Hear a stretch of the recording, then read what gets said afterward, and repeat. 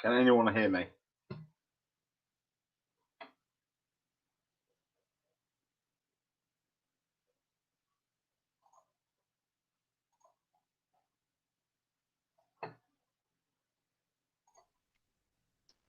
Hello.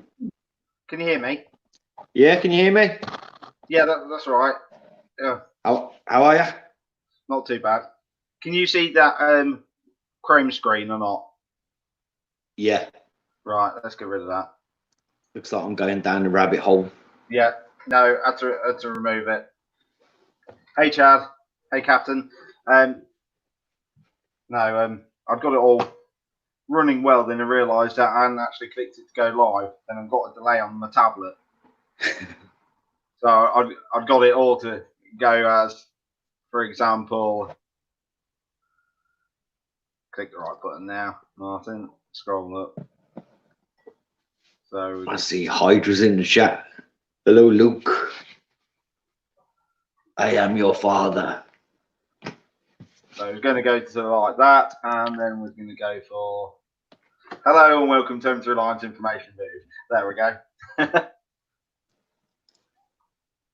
But it doesn't look like there's a delay. Not on my end, mate. No, that's all right. It looks like I've got delay then on the tablet. So we'll do that. So looked like you had a good. I didn't see how many people in the end went on your premiere. How many did go on in the end? Yeah, we had quite a few. We seem to be getting more and more now every month that we do it, which is really good. That's good. I saw your comic pulls the other day, and they look good. Yeah, I had quite a massive haul to get through. I think I bored everyone in the end. Definitely bored myself, I tell you that. Just a minute, what's this? Hold on, make sure. Just bear with me, just in case this closes something it shouldn't do. No, it's got it. Right, let's add. Oh, I'm in. Tom, there we go. It's Tom. It is, yeah. From Bargain Bin Battles. With me upgraded. So what's all the good comic pulls then? You've got this. Well, last week I'm guessing it'll be now. I think me and you, Tom, we ventured out, didn't we, for the first time in a long time? I can't mention what I got because they're going to be on the next PvP. They're going to be on Bargain Bin Battles. Sneaky. No. Yeah, I've got a little thing that I'm going for this month's BBB. And so I picked up 2 comics on the cheap, and they were really good, actually. So we'll find out in a week or so. I should have looked over your shoulder when you were going I through told the you could boxes. look at them because you went to go through the pile that I picked up. No, you can't look at them. Well, I managed to get some today, but that's by my mate Sam down south. He's been looked at some comic shops for me. He's found me some Scotty Young variants. So, oh, nice. So, you collect those, do you? That's what I'm going for. That's what I'm going to go for collecting now. I think I've only got one. I think I've got A-Force issue 1. I think that's the only Scotty Young I've got. Well, what'll it be? I'll have 6 now. It's not many, but I want to try and get a few more. There's one that's just gone up in price, and it's the Strange Academy one, but it's the extra variant, and it's been selling for around $15, around that price, but all of a sudden in last month it shot up to $50 or $74. Wow. So I've got my eye on one of them. So I might get told off from her upstairs. Hey, Tom, you've had a comic just go up in price as well, haven't you? I did. I got I paid £1 for a comic. I'm using my phone for my camera. I will find it for you. I've got my Mac. So I paid £1 about 3 months ago for a comic. It was Secret Wars issue 9 variant, Spider-Man and Miles Morales. Yeah, it was the one in 25, wasn't it, mate? It was the one in 25, and I paid £1. I only bought it because I love the bloody cover art on it. And Dean messaged me, you might want to have a look at how much this comic's going for. And I had a look. So I put it on eBay. Yeah, I got 33 quid for it. Oh, that's all right then. Considering I only paid £1. Nice. You know, where's it gone? I've sent that many bloody pictures. Well, hopefully, this Funko variant for Venom 27 should be quite a good one. Oh, I've seen that. It does. It looks pretty cool. And obviously, it's got my favourite character on there, so I had to get hold of that. You can't get hold of the other one. It's called Doctor Doom, but the actual pop is called Infamous Iron Man. With that, with the what looks like a Doctor Doom comic Funko one. Mm. But it's all sold out. So. Yeah, you was. I watched some of your videos, and you were collecting absolute carnage like me, weren't you? But you was collecting the connecting covers, wasn't you? The Hots variants, yeah. That's the one, yeah. I've got a couple of the other ones. That's what I'm gonna swap occasionally with the Bagley variants that I've got on the wall. That everyone else will see eventually. Want to record some new videos. Watch this space. Yeah. I found a picture. Oh, doesn't work with a reflective screen. There we go. There you go. Spider-Man walking with Miles Morales. And I picked that up for £1 from Jester Comics. He had a sale on the a couple of months back. You know why it's gone up in price? Because it's got Miles Morales. Yeah, Miles Morales. Well, another one that I picked up for this month's BBB, I want us to film it quickly because that's also gone up in price as well. Oh, so you want to show it and then sell it? I don't. I see what you're doing. I collect because you know the quality, and obviously there's a reason why I've got it this month because it follows on for all the comics that I bought. There's a reason why I bought them, but yeah, hopefully the price still stays up. Well, hopefully we can get mine to come join us for an episode of Bargain Bin Battles as well at some point. Yeah. It's only £10 a month, and you know the limit on books have now released as lost the £3 maximum, so you can spend £10 on a book now if you wanted. And what's that? Well, look, you can actually see my pile just there. Was that around the comic shops that you? So they get mine. Is that the comic shops you go to, the Bargain Bin? No, it's a monthly series of videos that we do where we each spend £10 and then we show them off and then we let people vote on who they think that got the better value for money. And I'm going to win this month. We used to have a limit. We had a limit that you couldn't spend over £3 on a book, but now we've scrapped that because we all found it quite hard. So. I can work that to an advantage because obviously I can work a month ahead with some of my US videos, so I can get some stuff on Midtown and everything. Right. And obviously sneaky. my £10 will go to around $13, so I get a bit more money to spend. I like it. Well, Strategy. I've got to work out the box, seeing as I've got no comic shops near me. So. Yeah. How far is your nearest one, mine?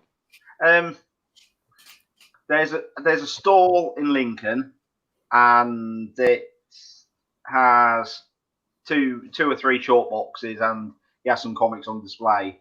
But he was boxing when I went to him when Batman '89 was coming out. He didn't realise much of the hype on that comic. And so you get it for a bargain. And this is at what was it? This would be January, February, and I've got 3 months' knowledge of comics. And I thought, well, I know what that one is there, and I'm thinking, well, I must be learning something. So that was Lincoln. That's all there was one that was advertised in a Warhammer 40,000 shop. I went in there, and the kids didn't come in with me. They stayed outside with Laura because it just looked a bit seedy. You didn't want to take the kids in there. It was that bad. So, can I just answer a comment here in the chat? No, the £10 doesn't include postage and package. It's just No, the it doesn't. value of the books. That's where the chat's coming through. That's why I couldn't chat earlier. You've gone live on YouTube. That's cool. And as for Hydra, I will win this one, but not the next one. Not when you're involved, mate. I think I'm done for then. I don't think any of us are going to win. So No, I'll be king for a day. What is the tally up to at the minute? Because it was 6-3, weren't it? It's still that at the moment. Is it still 6-3? I'm still in the lead. Well, I'll take part. I'm just going to figure out which comics I get. Yeah, definitely. Anyone is welcome. So what Yeah, else is more there the merrier, to man. do then? Make the videos better, more competitive. Martin, are you the guy that does the Funko Pops? I do a bit of Funko Pops and only I've got one. I'm trying to get rid of it, but I don't know where to get rid of it. fire, melt it down. Chuck it in the bin. It's a big one. Oh, it's a big one. Yeah. Jesus, look at the size of that. I got this at a loot crate. Your camera's on reverse. Oh, hang on. You're backwards. I could have told you that. There you go. I wondered what man that was. These are my steel plates that I told you about that I got. Or should I say Nam Tab? Yeah. Any idea where the best place to sell that would be? Have you seen how much it's worth on Pop Price Guide or on eBay? I've had a look on eBay. They average from just 99p up to about 50 quid on the bike now. Yeah, is that sold listings though? Have you checked on the sold listings? Some sold listings have been about 40 quid. Oh. But I don't know where the best place to sell it would be. I'd have to say stick it on Instagram, just on a lone picture. See if you get any pullers. And just remember to put your hashtags for Funko and everything on it. And obviously, it's Nightmare Before Christmas, wasn't it? It was, yeah. Put that tag in there. Put Disney, hashtag Disney, UK, and see if anyone wants to pull it. And then, if not, then go to eBay. You may as well get rid of it from there. We've got an extra one here now. Geek guy. Hey, So I was getting bored sitting backstage. Kiki. I think How you Tom doing? was the most irritated, to be honest. That's all right. It's all good. Yeah, I'm literally just jumping on that. Jack Skellington. It is, I think it's 40 quid on the Pop directory. And probably the best place to do it is either do a waffle over on Facebook, and you can just do like, I don't know, £2 entry, 20 tickets, and then you'd easily make your money back, and you just put them into a pop protector box, draw them out, or you just whack it on, or Instagram, or just whack it on eBay. I think they're on pre-orders at the moment. Right. On Pop in a box, so you probably get a lot of interest for it. Wow. Yeah, he's older than a dog, isn't he? He is, yeah. Hang on, I can see properly. No, the dog sat on his foot. It's quite a big bloody. Dogs on his... Right, turn the light. Yeah, I'm just trying to find. Sat. Where am I going that way? He was sat on his leg. Yeah. Is that a 10-incher as well? That's what It's not as big as the. That's what she said. It's not as big as the new Skeletor one. So it's 30 quid on Pop in a box. It's on pre-order as well though, so you'll get a lot of interest for it. I've had that for about a year. Really? Yeah, I got it out. It was a Zavi box. I bought one of their reduced mega boxes for 20 quid, and I got didn't that. realise how he was still going. Yeah, online they actually do mystery boxes. You get t-shirts. You get like 20 odd t-shirts for like, I think it's 10 quid. Yeah, well, you see, I've got their all on the like tips up, so they're like, see the website still going. It's like, I'm not putting money there. No, the website's all right. I've been buying my DC Eagle Masters off them this week. Yeah, I've bought a bunch of them this month. I got a load of trade paperbacks. They was doing like 10 DC novels for like 20 quid and stuff. Marvel, I got a load of them. But years ago. they messed me around. I wanted the I Am Iron Man pop, It was the PX exclusive, the light up one. Pre-ordered it in January. Still waiting for it now. Reached out to them via a live chat, and then they just turned around and said, "Yeah, we've just cancelled your order." Yeah, I saw your Instagram thing about it. Yeah. It was just, I was there. And then a mate of mine, he ain't even a mate, he was just some guy who reached out to me via Instagram. He was like, "Oh, I like your comment reviews and stuff. Can I make you a custom made pop?" Like, okay, he lives over in Canada, sending me it. And then he's like, "Yeah, I'm going to send you the I Am Iron Man pop as well as a thank you." I ain't even done nothing. But yeah, cheers, mate. Yeah, that's really nice. I know, so I was like, all right. But yeah, in the same box, I got that Jack, and I was like, all right. My Hulkbuster. Where am I going that way? Oh, I've literally got him. Here he is. You got one too? I think he's there. There he is. Oh, look, it's got into my Hulkbuster's bigger than your Hulkbuster. But no, I mean, I think it was 20 or 30 quid, and it was just a mega reduced rate. Yeah, I've only got a few 10 inches, and I've got this one. This is Thanos. He's a big boy. Oh, yeah. He's huge. But, yeah, that's probably the size of the Hulkbuster, but Jack is twice the size of him. Yeah. But there's this one, you know, the Hulkbuster you've got. So I've got one where literally Hulk is smashing out of it. This was pretty cool. But there's this one, you know, the Hulk. Oh, that is cool. I do like that one. That's pretty epic. They come in like all sizes. So you've got the 3-inch, the 6-inch, and then you get the massive ones, the 10 inches. I don't take mine out of the boxes. I just leave them myself. Yeah, I'm a bit like that. Like some of them deserve to come out of the box. And then it's like with the comics though. Some of them I'll get out and read. Some of them I'll keep in the top loaders, and then the others I'll get CGC'd. This Carnage one looks absolutely amazing though. Yeah, I was just looking at that. That's the one that I've got pre-ordered. You got that one pre-ordered? Yeah. That's coming out. Is that released at the same time as the Iron Man one? No, September. The other one's November. No, September, November. If you're searching for the other one, remember to... Yeah, there it is. That's it. Yeah, don't put in Doctor Doom, put in Infamous Iron Man. Yeah. Dino, have you got any pops? Do you collect the Funko Pops as well? Has he got them? Dean does the DC... I'm back. No, I don't collect Funko Pops, man. I collect... I'm not a big sort of toy figure collector, but I do collect the DC designer series stuff. Oh yeah, yeah, that's my bag. Playing background, didn't you? Yeah, I've got them scattered around in the house. I meant to ask you as well, Geeky. You know that guy that made that Iron Man pop for you? Is he like an artist or something? No, so I don't really know much about him. He's called Legendary Builds, and he literally.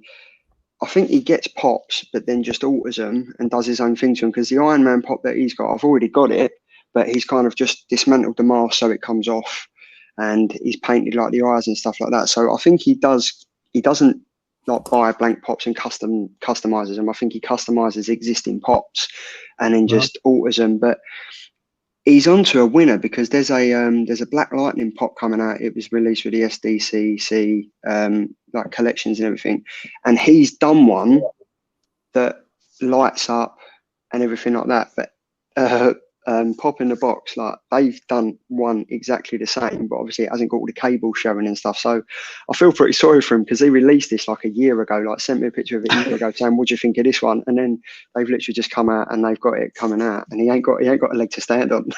Oh man, I know. Gutted.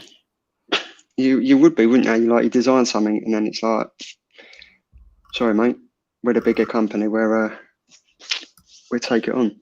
We've got better yeah.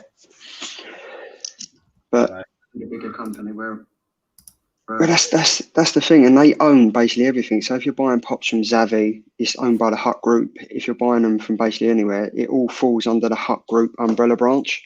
So unless you can get in with the Hut, even if you order from Pop in a Box or you're ordering from Zavvi or wherever you're getting them from, you're only going to be as delayed as you would be if you're ordering from another like second seller. And it's just it's ridiculous. And there's so many, like I've been following a few waffle groups and like Funko Pop groups on Facebook, and there's so many fake Funko Pops floating around now. Like all you see the majority of the days is, oh, I just got this off Wish. If you're buying stuff off Wish. do you know what I mean? Kids. If you're buying stuff off Wish, you're not exactly going to fucking end up with a real deal. So no, you're not. But one of them was like, I can't tell the difference. Like it really did look good, apart from on the bottom it said like made in Taiwan instead of made in China. So okay, so they're getting good at making them then. they might have just shifted over the factory due to the pandemic. They didn't want anything done with it, so just shift it over.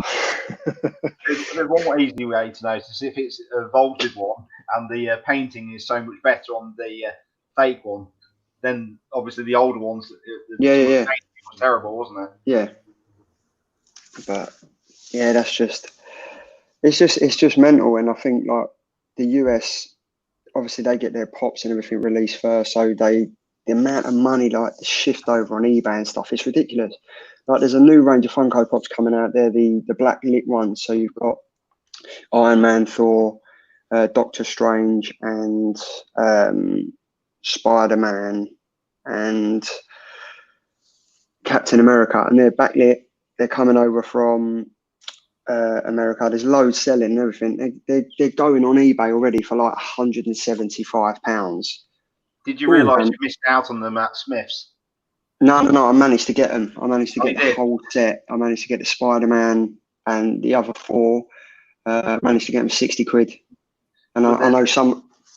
But they're releasing them again in October, aren't they? Yeah. But the only thing is, the ones in America come with a red Target sticker, and a lot of people are paying for that because otherwise they come with like an exclusive silver sticker that just ruins every pop box, in my opinion. Can I ask a question here? As somebody who really doesn't know a lot about Funko, like Martin's just said, they're re-releasing those. Do you have is it like a first edition and second edition thing with Funkos, or second edition Buffy ones for like £8 a pop, I think they were. And realised the original ones had been released about 4 years prior, and they were probably for the one Buffy was probably how much I bought, like 6 for. I was like, wow. And then I started looking into it, and it's become another fad, really. People go after the first editions on these. Yeah. Or you guys know more than me. It's like the comics as well. Like when they released, like I mean, Batman. I think it was Batman. It was Batman '89. Where was it? Punchline's first appearance. Don't say the name. Cameo. A cameo, yeah, the cameo where you just see her lips and ridiculous. And I didn't think anything of it. I've got the Batman on my pull list, so it's constantly like there. And I went in and there was a guy on Instagram who's like, "Oh my god, I've just seen you bought that. Do you want to sell it to me?" And I'm like, "Well, there's loads in my comic book shop." And there was like people going in there saying, "Oh, like buying 7 or 8 of them," and you're like, "Why? You're just going to flip them on eBay for stupid money for a cameo appearance that, in my eyes, doesn't even warrant the comic being that much." I mean, you see her lips on the phone to the Joker. That's it. Yeah, it's through a phone screen as well, isn't it? Basically, it's that. That's it. Because what was it? It's got to be in 3 cells or something to be classed as a first full appearance, isn't it? Yeah. Nah, unless you Gambit. Then the rules don't apply. I knew you was going to be number up.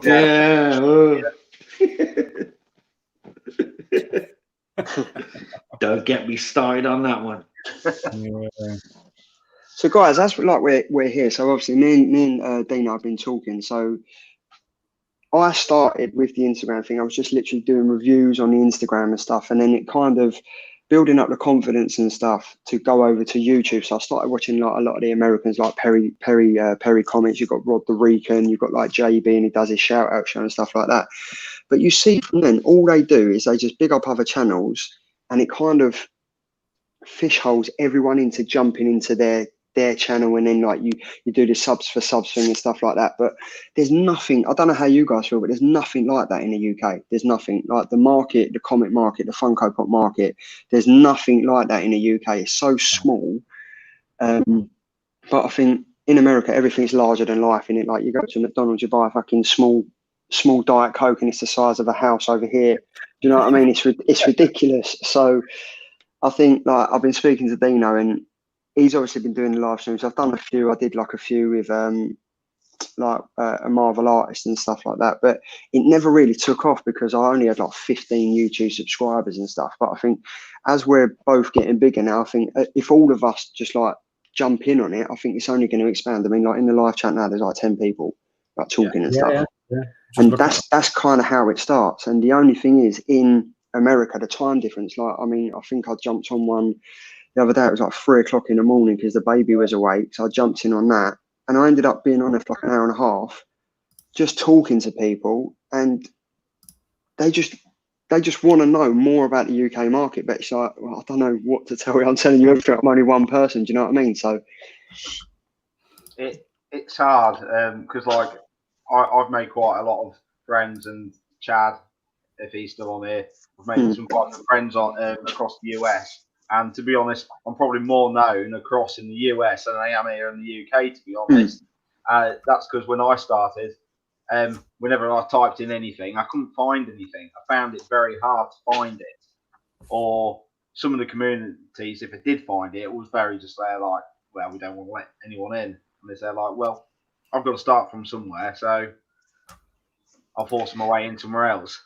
And I think that is there is a community in the UK. There's not many on YouTube, and the ones that are, I find they're quite isolated. You know, like if you do look at some of the bigger American, they all support each other. So when they do live streams like this or other types of shows, they all back that and join on that. And I don't think we've had that really up until this point in the UK.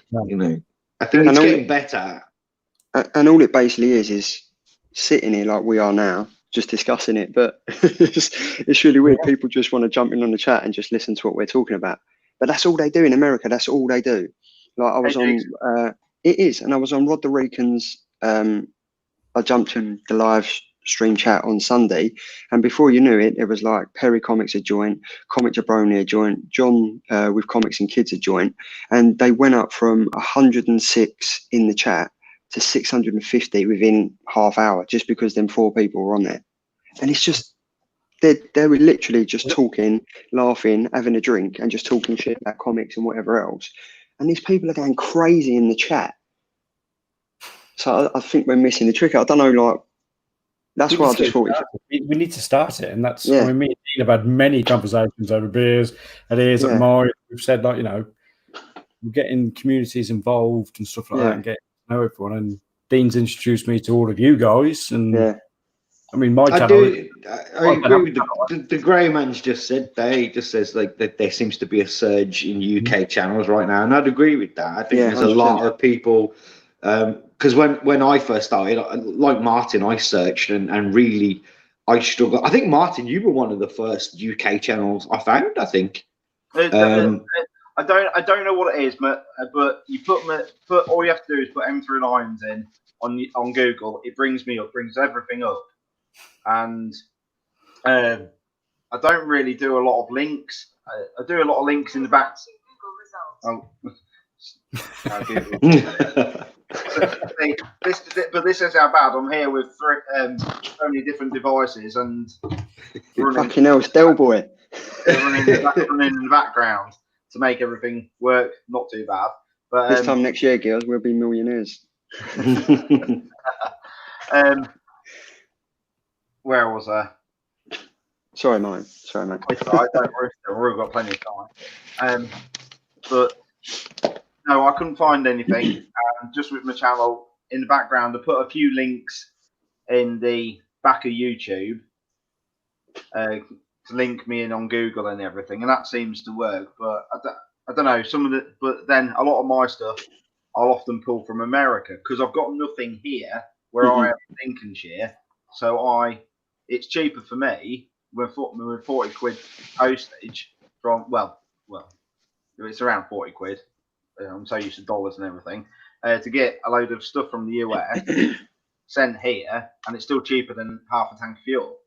So, and that's the way I have to do it because I've got nothing around me. I'll have to, my closest would be, I think, going to Leicester and going to Forbidden Planet.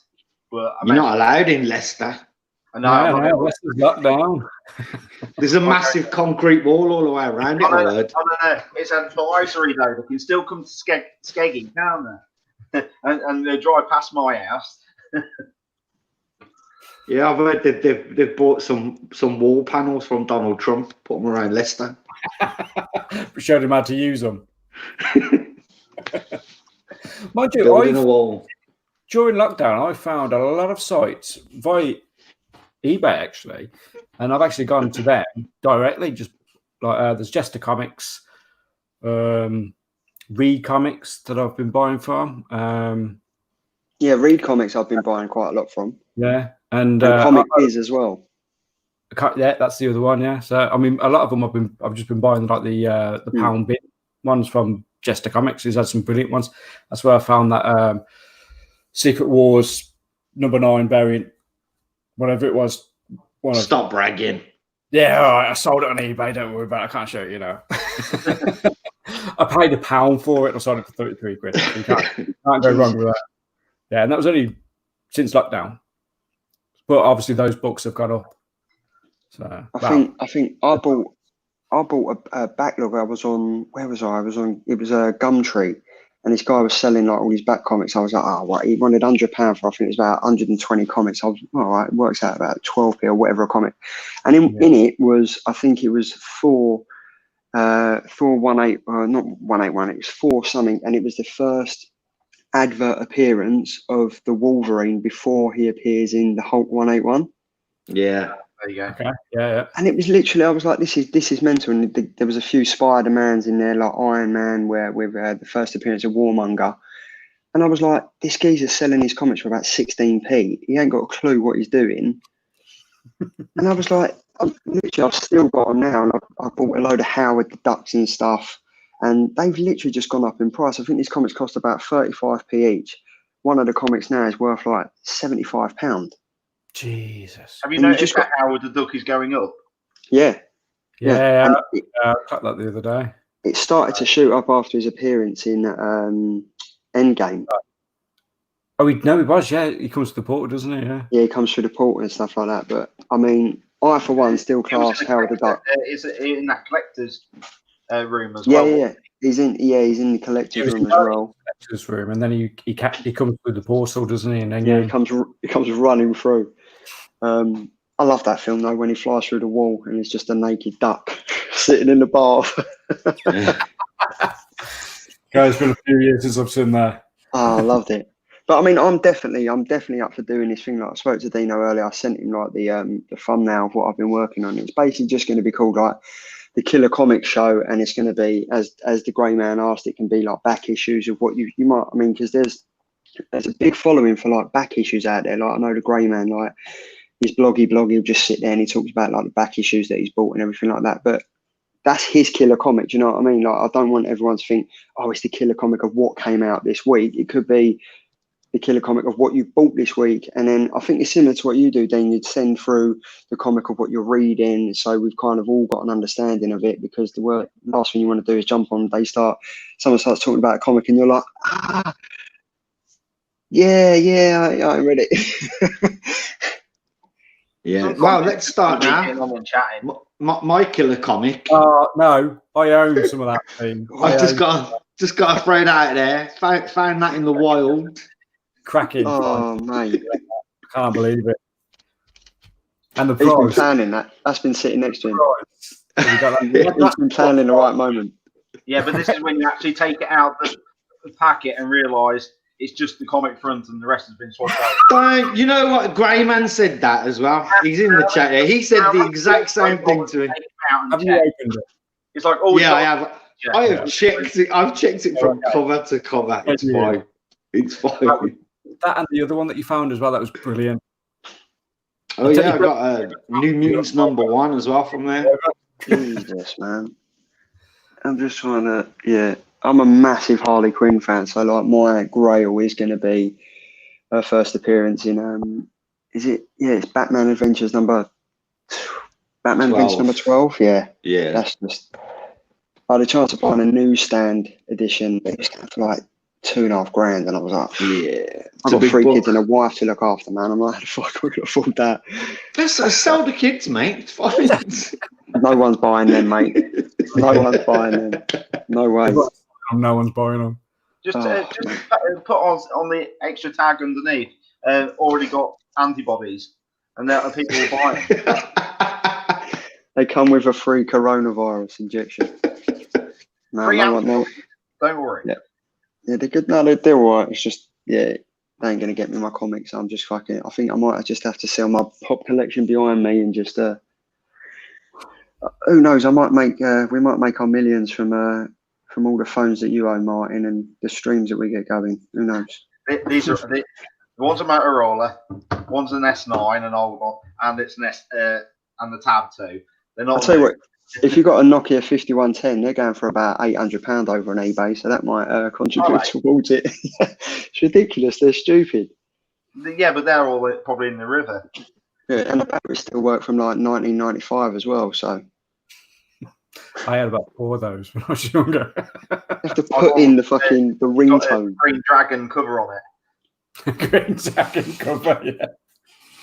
Oh look, Dino's gone off again. He's run to get another comic that he hadn't planned for this. I mean, I'm fairly new to collecting comics again. I used to when I was a kid, but started collecting them once I've split with the missus.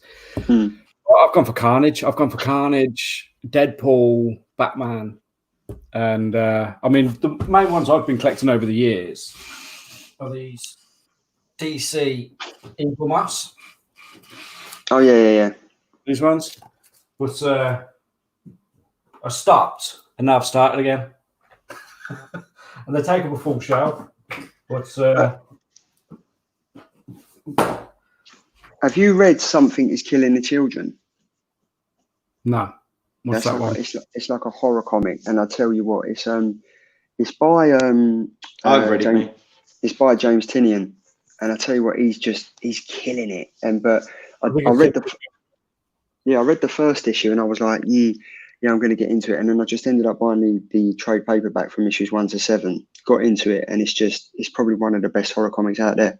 I mean, I only really got into horror comics with Hill House Comics. So when Joe Hill jumped on the DC Black Label type of thing and was doing like Basket Full of Heads, yeah, there's some really good ones out there. And Something Is Killing the Children it's probably one of the best horror comics out there. Within the last couple of years, I'd say. Dino, what would you say? I thought it was really good, mate. I think you are absolutely right. The writing on that is incredible. But for me, personal favorite horror comic at the moment has got to be the Ice Cream Man for me. I've been pushing that on everyone. That is so. I haven't even read it. It is brilliant. It's like an anthology. So each story is sort of different, but it's all connected by the appearance of this creepy Ice Cream Man. But one issue had me absolutely floored, and I think I spoke about it in a video with Luke at Hydra Collectibles. And you read the issue forward, and you get a story, and then you have to read it backwards, and you get a totally different story. It's absolutely amazing. What was the name of that one again? It's called The Ice Cream Man. I think it's been optioned as well. I'm pretty sure we're getting a TV series. I've got the Ice Cream Man, the dollar reprint of it. Oh, the image number 1. Yeah. Is it issue 15 now? Issue 16? It's somewhere around there. I think it stopped for a little while, didn't it? Didn't it have a little break?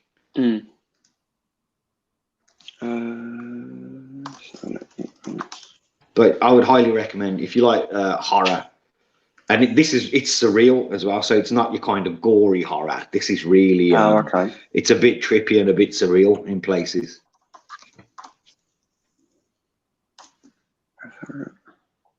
Yeah, so it's issue 17. And Taylor Winder has recommended Red Mother as well. Said that's pretty good. You know what? I read up to issue 3, and I was like, I couldn't get into it. Like the first one was, boom, it was there, it happened. I don't want to spoil it, but it happened, and it was like, wow, this is really getting good. Then the second issue just kind of went over the first issue again, and I was like, right, are we going to get to where we got to get to, or are you just going to drag it out? and it gets to the end of the second issue, and you're like, I'm really not fussed about this. And then now I caught wind of issue 4, and I'm like, I'm going to have to read it again. I'm going to have to get back into it, because I hate when a comic does that. It starts off really good, and then it fucking hits a shitstorm in the middle. And then by the time it gets to the last 2 issues, you're like, oh, I don't know if I want to catch up with this. So I've got like the first 2 issues sitting there, and I'm like, do I really want to get up on it? Mm. If you look in the private chat, that's how I get around it. Yeah, yeah. I mean, it's the same thing. See, I was like, the digital comic for me in the pandemic, it was a godsend. It really was a godsend. And I think at the start of last year, I was at Comic-Con, and I'd done like a press piece for Comixology, and they gave me like a free subscription for a year. And then when that came up, I was like, I don't know what I'm going to do now. I don't know where to. I don't know what I'm going to do. And then I ended up finding that one. Use Comixology. I got a free year via Amazon, because Amazon own it or something like that, don't they? Yeah, yeah. Whatever it is. And it's about to run up. But Dean's giving me his website that he uses. So. Yeah, I've just put the other one up there as well. That one, I think that's the same link, but that one enables that one enables the downloads as well. I've used that one as well. Yeah. Yeah, that's the one that Dean sent me. Way, if you get your good quality comic and you don't want to open it up, but you still want to read it. You want to read it, yeah? Just go to the website. That's exactly it. That's exactly it. And I end up spending. You open up your Beta Ray and realise it's actually ASM something. You can check it to see if it's genuine. Yeah, you know, it's going to open that and it'll say, "Call this for a fun time," and it'll be like 0800 number. I do love that cover of that 4. That's amazing. He needs the pop to go with that now, though. Yeah. Say again, mate. But you need the pop to go with that. You need the Beta Ray pop, really. They've done a Beta Ray pop as well. Yeah, they have. Come on, get it on the screen. Let's have a look. Martin, find it. Could this be my first pop that I buy? It's not going to be cheap. Because I think it was weren't it? Oh, really? What is it? Why does it have to be an expensive one? Most of the good ones are, mate. Taylor, win that. I'll take that Thor off your hands. If you want a good channel, check him out. He's just started. He's only got he's just gone over 100 subs, but he's growing fast. But that's the same with most US channels. But he's getting some good boxes, and he does amazing artwork as well. Oh, okay. Let's give him a sub. Yeah, count me in as well. Taylor, we will subscribe. Don't go for too long. He gets the comics, shows them, and he's got a brilliant setup. Even though, Taylor, you don't realise you've got a bloody good setup for actually displaying the comics and doing it. I need a little display stand like that now. I love the fact that it says art, whiskey, waffles, whatever. Love that. Right, let me click the right button.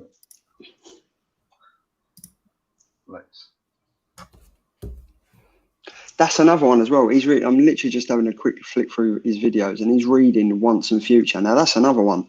That's another pretty good comic. Yeah. Once in the Future. Oh, so the Ice Cream Man's a one shot on every issue? Well, it's an anthology series, so each story is different, but it's connected through the fact that in each episode, each issue, you see this Ice Cream Man floating around in there. And I have heard that apparently it is going to tie in somewhere down the line. Can you see that now? Yeah. Yeah. Brilliant, that is. And he's comic. I can't see the price on that though. What's the price? Oh, it's always the same in England. If you can't see the price, it's probably too much. If you have to ask. Yeah. How much is it going on for the pop directory, Martin? I've never been on. I'll have a look on pop just a minute. BETA, right. Oh, do you know what? Is that number 520? It's only going for £25. It's not bad. That's okay, man. That's all right. Yeah, that's all right. That's not too bad. The only thing with the pop directory is though is it's only available on Android. Ah. So there he is though. Like, it's only like 25 quid. The glare on this is just ridiculous. Yeah, I can't see that. Oh, there we go. Yeah, that does look pretty cool. I can see it now. Then put that nice little display.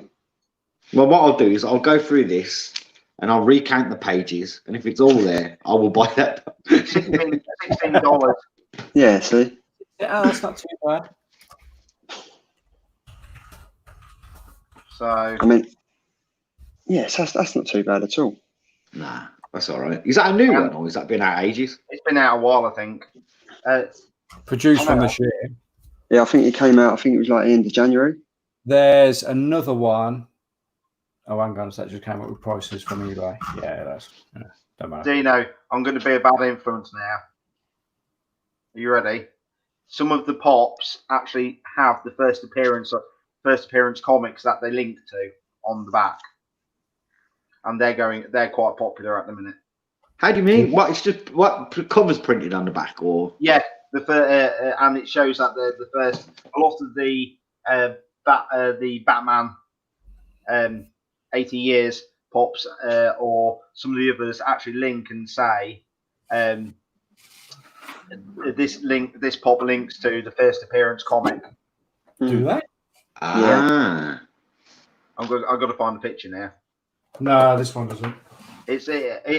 Everyone thinks it's all the pops, but it's random ones how they've done it. Oh, right, okay. Oh, there's no organisation to it. There's no like anniversary editions or anything like that. It's just random. It's often anniversary ones, but it isn't. You think, oh, that one will be, that one must be because it's the same range, but it isn't. It's a bit ad hoc. It seems to be, from what I've noticed. Right. First.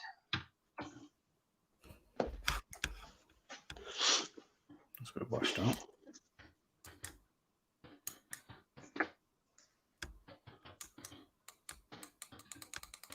Yeah, did you know, guys, right? So, Dino, you might have known this, that DC Comics released their comics on a Tuesday. Yeah. They've gone a day earlier now, haven't they? Yeah. Yeah, and they've got all these digital firsts and stuff. Mm. I've got that one on screen. I don't know. Just a minute. Oh, yeah. The So the Iron Man, yeah. So that, for example, that's how. So they're quite good ones to collect, and then they really link in with the comics if you've got those ones. There was one of them going for eBay, and it's literally, I think it was that pop, and he showed the back, what you're showing now. He showed the pop in the box, and he showed the comic, and it went for like £600. They're quite good. They're quite good ones to get if you can get hold of them. They probably won't be that popular in the UK yet, as much, but get hold of them. I'll be honest, as somebody who doesn't collect, I would rather have the actual comic.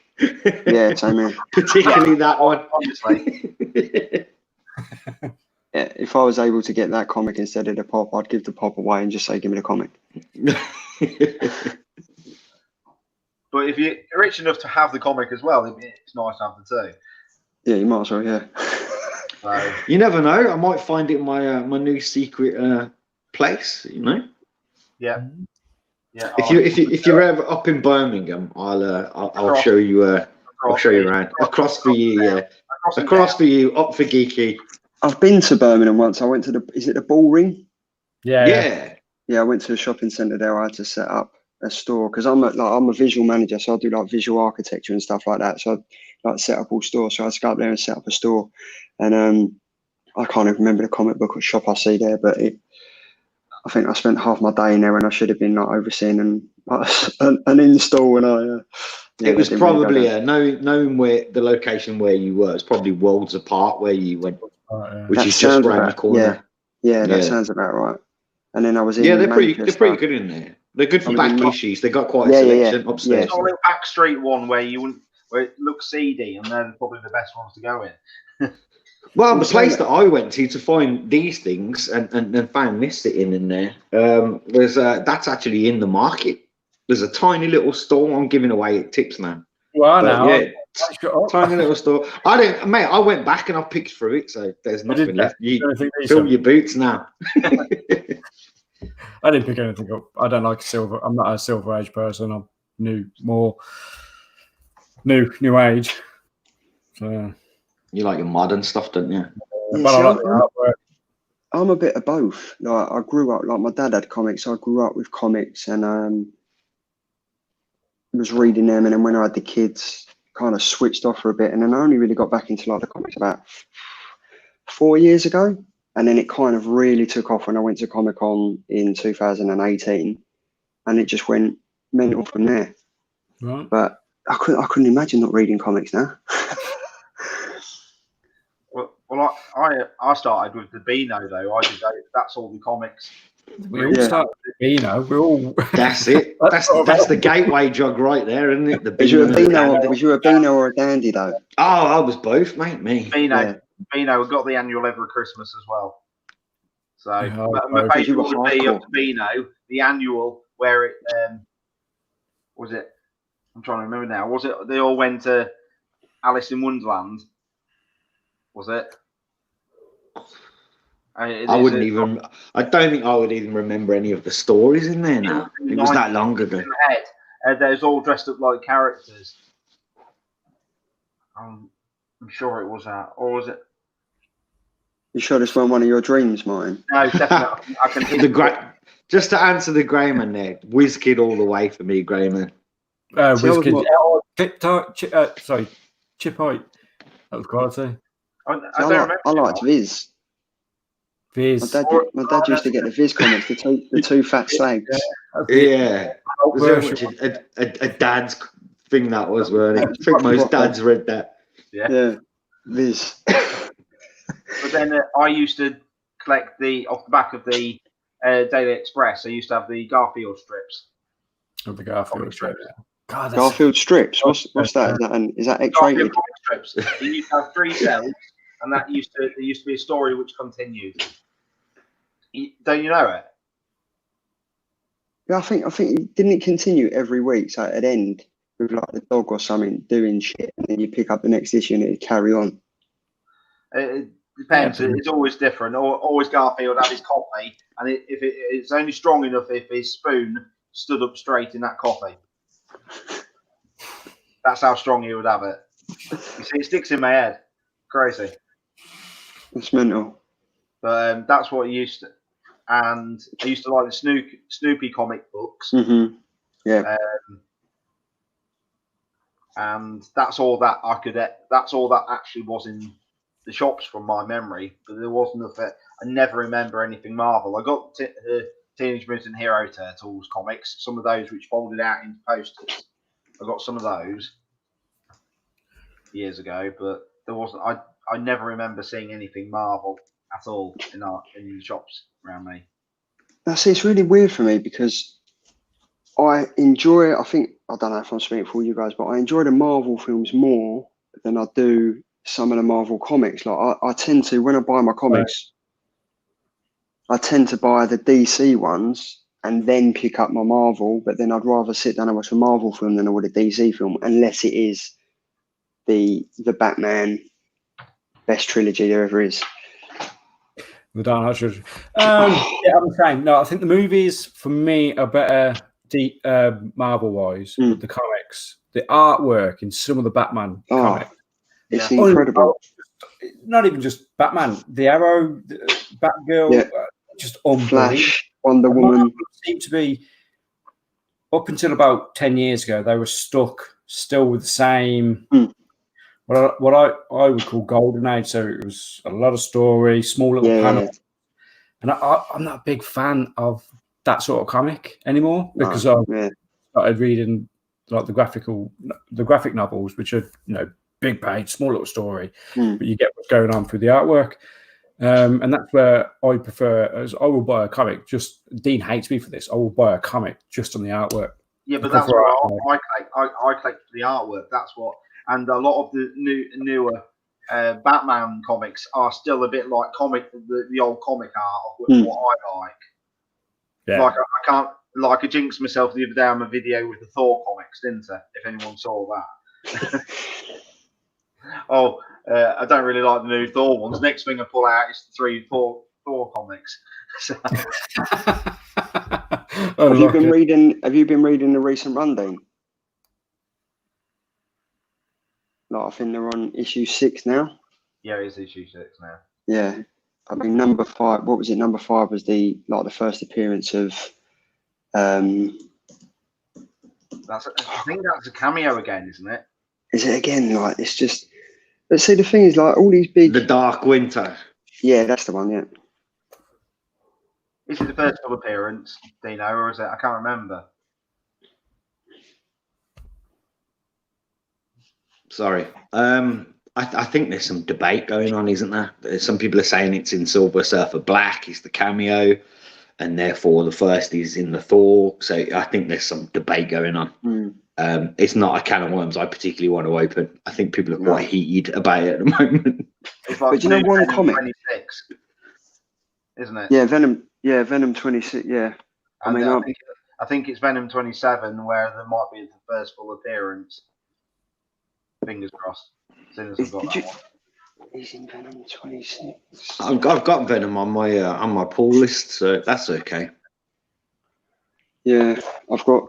It's definitely there. I'm looking at Venom 25 at the moment, but yeah, no, I mean, it's just like all these first appearances and stuff. Like for the comic book lover, like, I mean, when like Hell Arisen showed up and that was meant to be Punchline's first appearance or whatever, I didn't really care if I got the first print or the second print. I just wanted it because I've been following the comic run and wanted to read the comic.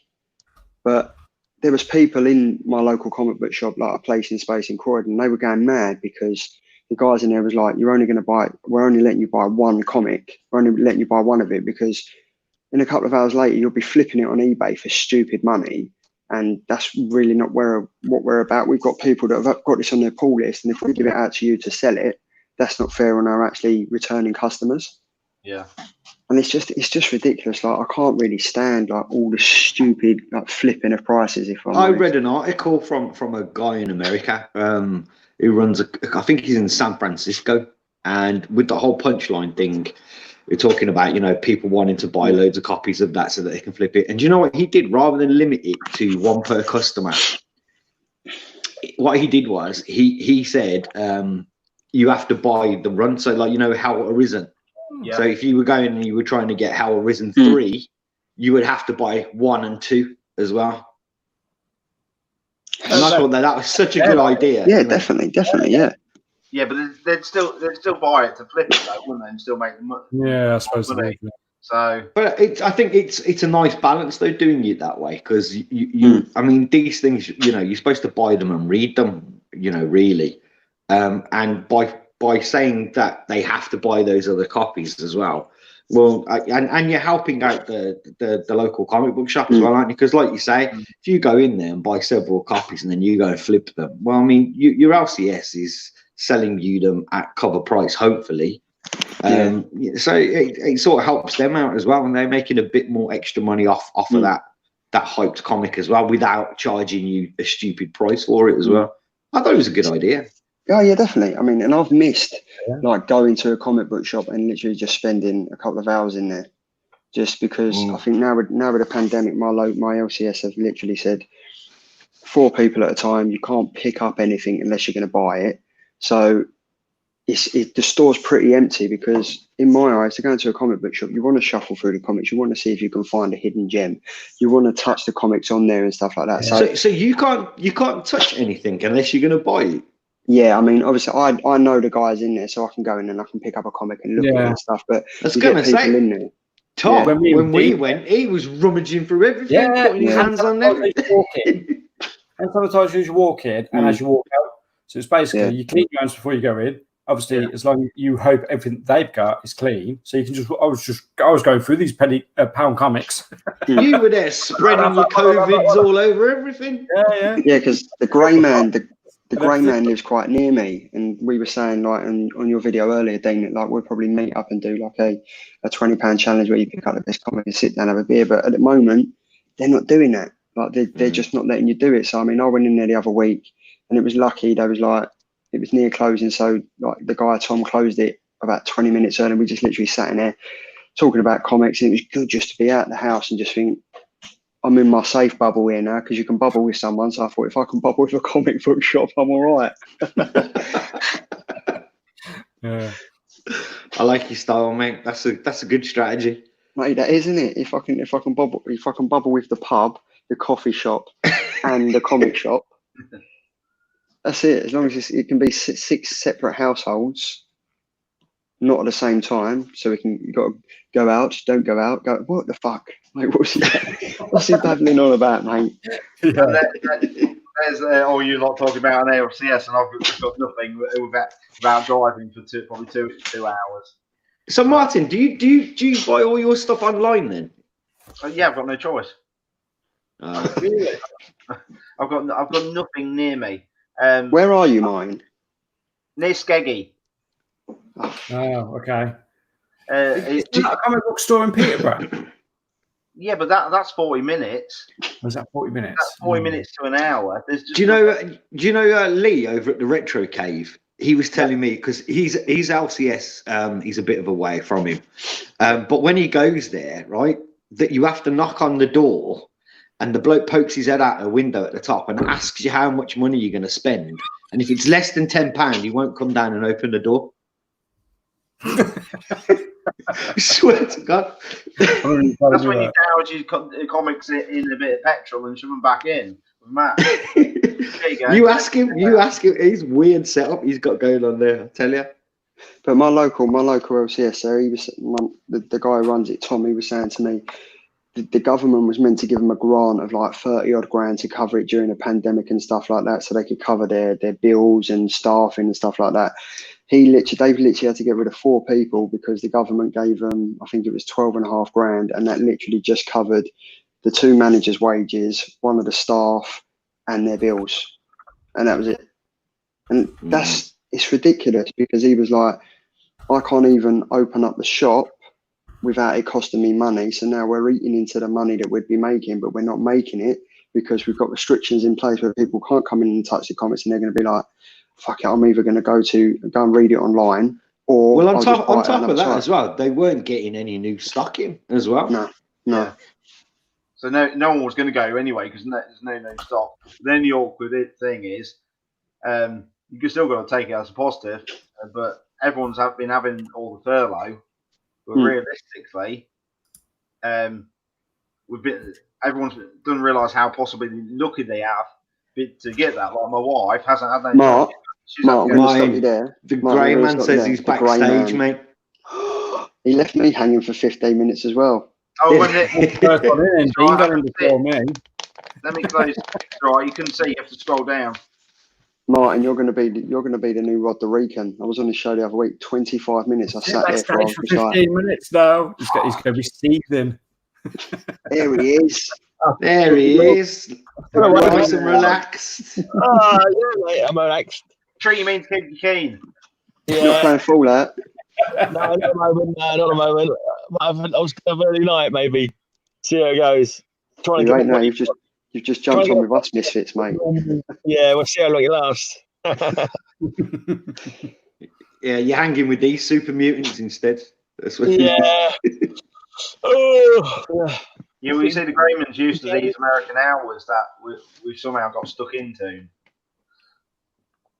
I'm starting to think that the Grey Man is like the UK version of K Titus, because on some of the US chats, there's a guy called K Titus, and he only ever did his first ever live stream. He's over in Japan, and he only did his first live stream, I think, about 2 weeks ago, and he's on every single stream, no matter what time of the day. If you was to jump on at 4 o'clock in the morning, he's there. 5 o'clock in the afternoon, he's there. He's always there. And the Grey Man's quite similar, to be fair. Yeah, on the chat. In the chat, yeah. Yeah, I see him all the time, K Titus. Yeah. Yeah, man. He's just there. Yeah. But to be fair, I did see him a couple of weeks ago. I was driving to a place in Space, and I pulled over, and I was on some comic book guy. I think that's his name, is in America, and I jumped on, and it kept flashing up, and it was K Titus. I was like, fuck, it's actually here. And he was on for about 15 minutes, started speaking Japanese, and then just went, have a good day, and then just logged off. Fuck. All right, cool. It's random. But they are quite random streams. This is the kind of I do streams like this. Someone puts a link in the thing, and I've like 4 in the morning. I've done streams in America. I've been about to go to bed, like already far too late. And I see a stream and someone pops up a window, and I go, "Oh fuck it, I might as well join in, I suppose." So, It's like, what could I be doing otherwise? Sleeping. I go plenty of sleep when I'm dead. You know what I mean? Yeah. I agree. The Greyman, did you see what did they do on 8 or 9 hours with Jig's Kingdom, wasn't it? Yeah. Right, I've seen him do a really, really long-winded bloody stream that went on forever. I was on there for a couple of hours, but yeah, some of these longer streams, they're kind of like they just sort of go into chaos, don't they? Kind of like people just. Yeah, we have strange conversations. And do you other three know who Vernon is? No, I don't know. I don't know Vernon. Oh, Vernon. There's ways to log in, and you'll be looking and go, "Oh, that's the Greyman there," but it isn't actually. So then they'll come on and they'll put a picture, which of screenshot of that person, and then all of a sudden you're chatting, and then he'll come on and he's stripping naked and he's having a on the screen. What the fuck? What is that? What we're doing on this channel? Nobody told me this. Amazing. And when you get it's amazing. The worst thing was when it first happened with Jigs. Here's only is like his first time he gone live, so we'd gone out. I think I see that. I think I see that, and he dropped it in the chat, and he was like, "Anyone who wants to join," and this random geezer jumped. Yeah, I see that. Then it all of a sudden changes, and then Jigs has gone out of the room. Everyone's saying, "Get him off, and he doesn't know how to get. And then literally a couple of weeks later, I'm on.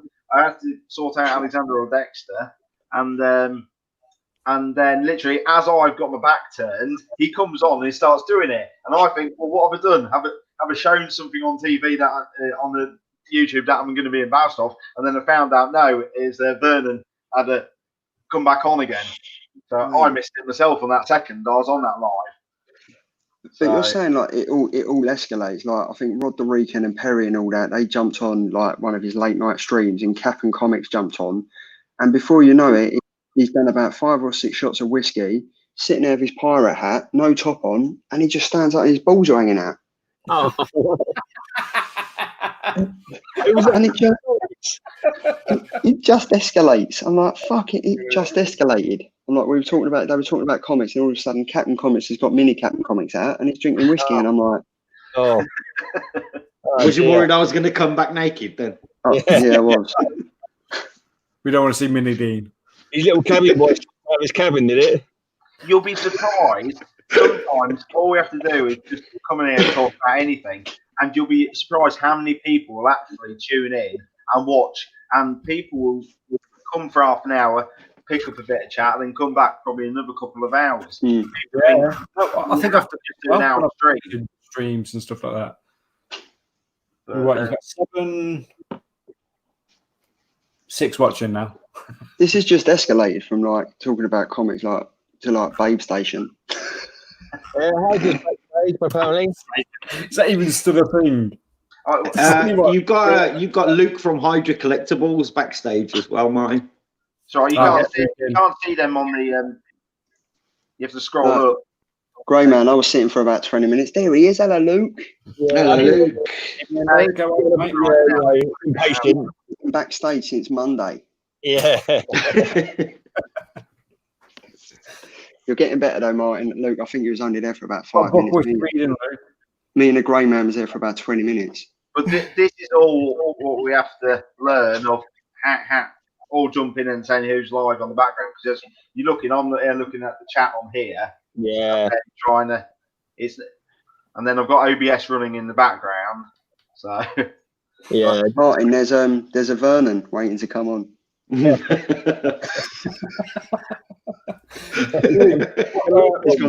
gone to an advert. And then you get your bits.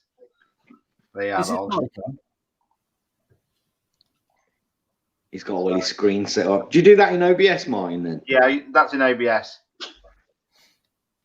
So see, I've only ever literally just run the free StreamYard. No, I've only ever just done the link, clicked on it like I did with this.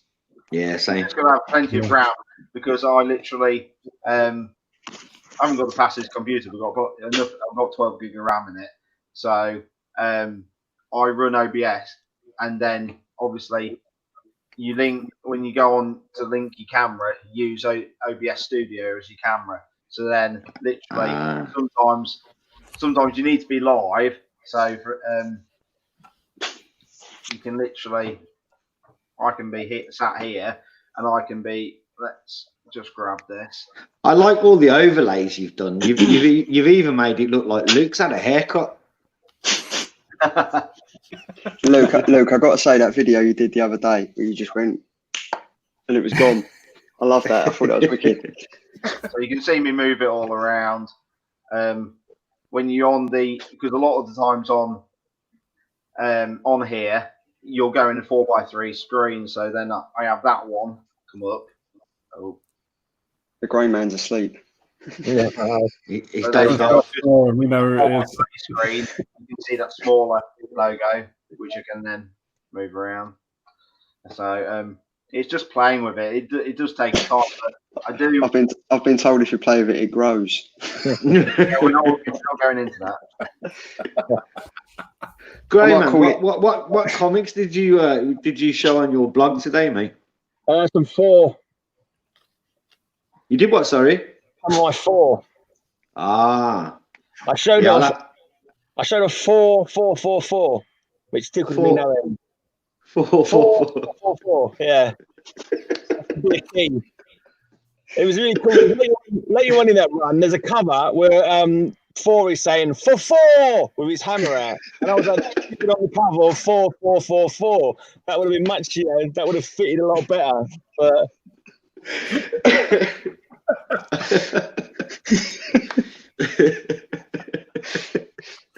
that's genius. Yeah, that kind of silliness tickles me. That's tickled me, mate. Yeah, haven't We might slow down. I'm just seeing if I can run Photoshop now. Photoshop uses a lot of RAM. Cool. Because I do all my overlays and everything. Live streaming, you're going to use Photoshop. Yeah. That's good. That's going to eat your RAM, buddy. Yeah. I've probably used it online, only have your own screen. What's that again? Can you put the photo and stuff only over your own screen or over our screens as well? You probably could do. In StreamYard window as a whole. The only way I could do that is if for example, we did this, and then I did another live channel which was lurking on top of it, and then I could post, and then I could chop bits on top of you then. But you'd have to be running 2 lives, and one channel would be lurking and watching this. I'm sticking with I think I'm sticking with the low tech. I've just got lost completely there. It'd be me like filming my camera, doing another live of this, and then I could put different overlays on top of you. So it's a live within a live within a live. It's like the fucking Matrix. It's like the Matrix. Inception. It's not working around. Look at the grey man. Look, he's woken up. Yeah, we've woken him up. Yeah, for a bit. We're going to show some comics.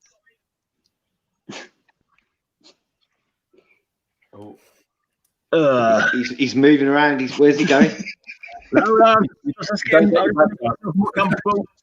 it doesn't include taking clothes off. I'm going to move 2 long boxes that are by the side of my What was bed. that mark on the sheet? Make them into a table. Sorry? Well, I've got a hold of linking.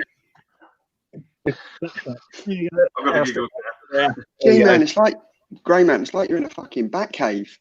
Yeah, well, not exactly a cave. It's more like a bloody. Oh yeah, dungeon. I've got so many comic boxes in my bedroom. It's just like ridiculous. And I got more upstairs. It's like I bought 6 boxes the other day, and I filled them up in about a couple of hours. So it's a bit. Me and Dean went hunting for boxes. We just couldn't get any. No, we couldn't find them for nothing. I'll buy them online. It's easy to buy online. Yeah, they're more expensive. You reckon? I think I got I got 6 short boxes for about 30 quid. It isn't that bad. That's not bad. Actually. Yeah, but at my local LCS, they charge like £3.50, I think. That's not bad. Yeah. So I looked on like eBay, and they were like wanting like £10 or something for two. Or Yeah, I can't remember. tight. Let's just go on. It should still be in my eBay purchases. Let me look it up.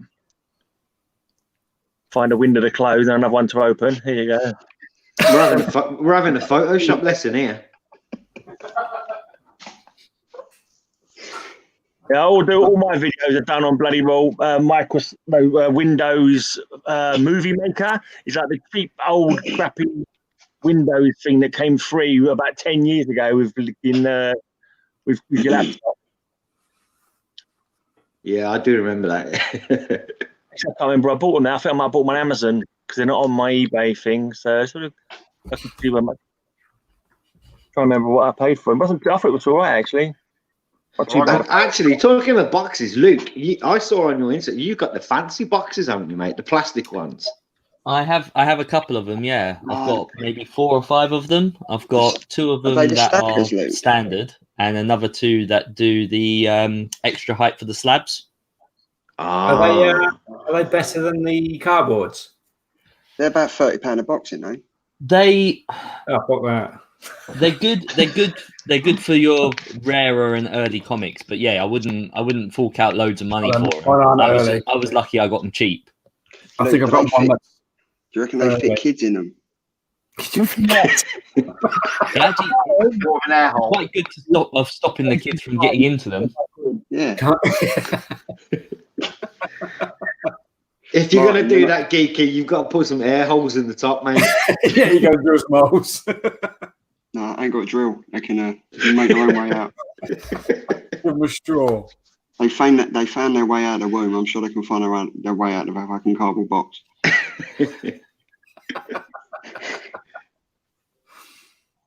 Well, I've just signed up to an IT lesson. I know, yeah. I'm just thinking this is definitely powerful. Yeah. It's like we're going back to work. So that's the overlay. What if it's Mexican? Is it underlay? Underlay. Yeah, 30 quid it was for six short boxes from Incognito Comics on eBay. Incognito. I think I've ordered stuff from them before. I can't find them. 30 quid it was. I thought, what's that, 5 or 8? Right, isn't it? Yeah. And that's included. I've gone and ordered my top loaders. I was inspired by Martin. Yeah, you got to get used to using it the right way. Yeah, I know. I always get confused pointing on this. Yeah, you need to. I love it. There's a guy on Facebook, right, and he's doing his top loaders. But you know the CGC thing at the top where it's got all the information and stuff. He's come up with an idea of a top loader, but you click it on afterwards, and he gives you the details to print them out and put it in. Yeah, I've seen them. I've seen those somewhere else. And you've got what's the other one called? Crocodile. The ones in the US, isn't it? Gator Guard. That's it. They look pretty good, to be honest. Yeah. And you can change. You can have different colour nuts and bolts on them to make it look a little bit different. So if it's a Hulk one, you can have your green screws on it. Again, it's the shipping over here, though. It's expensive. Yeah, I've given up on top loaders. I've just emptied all mine out. Have you? Yeah, I've got rid. I've got loads of them here.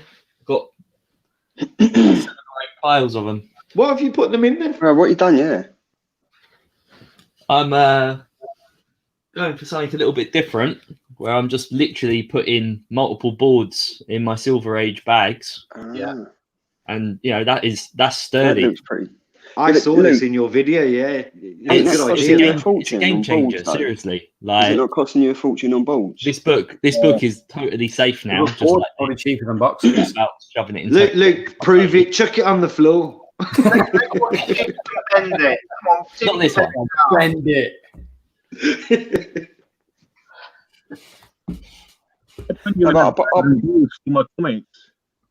I've got I only got bags and balls for all my comics.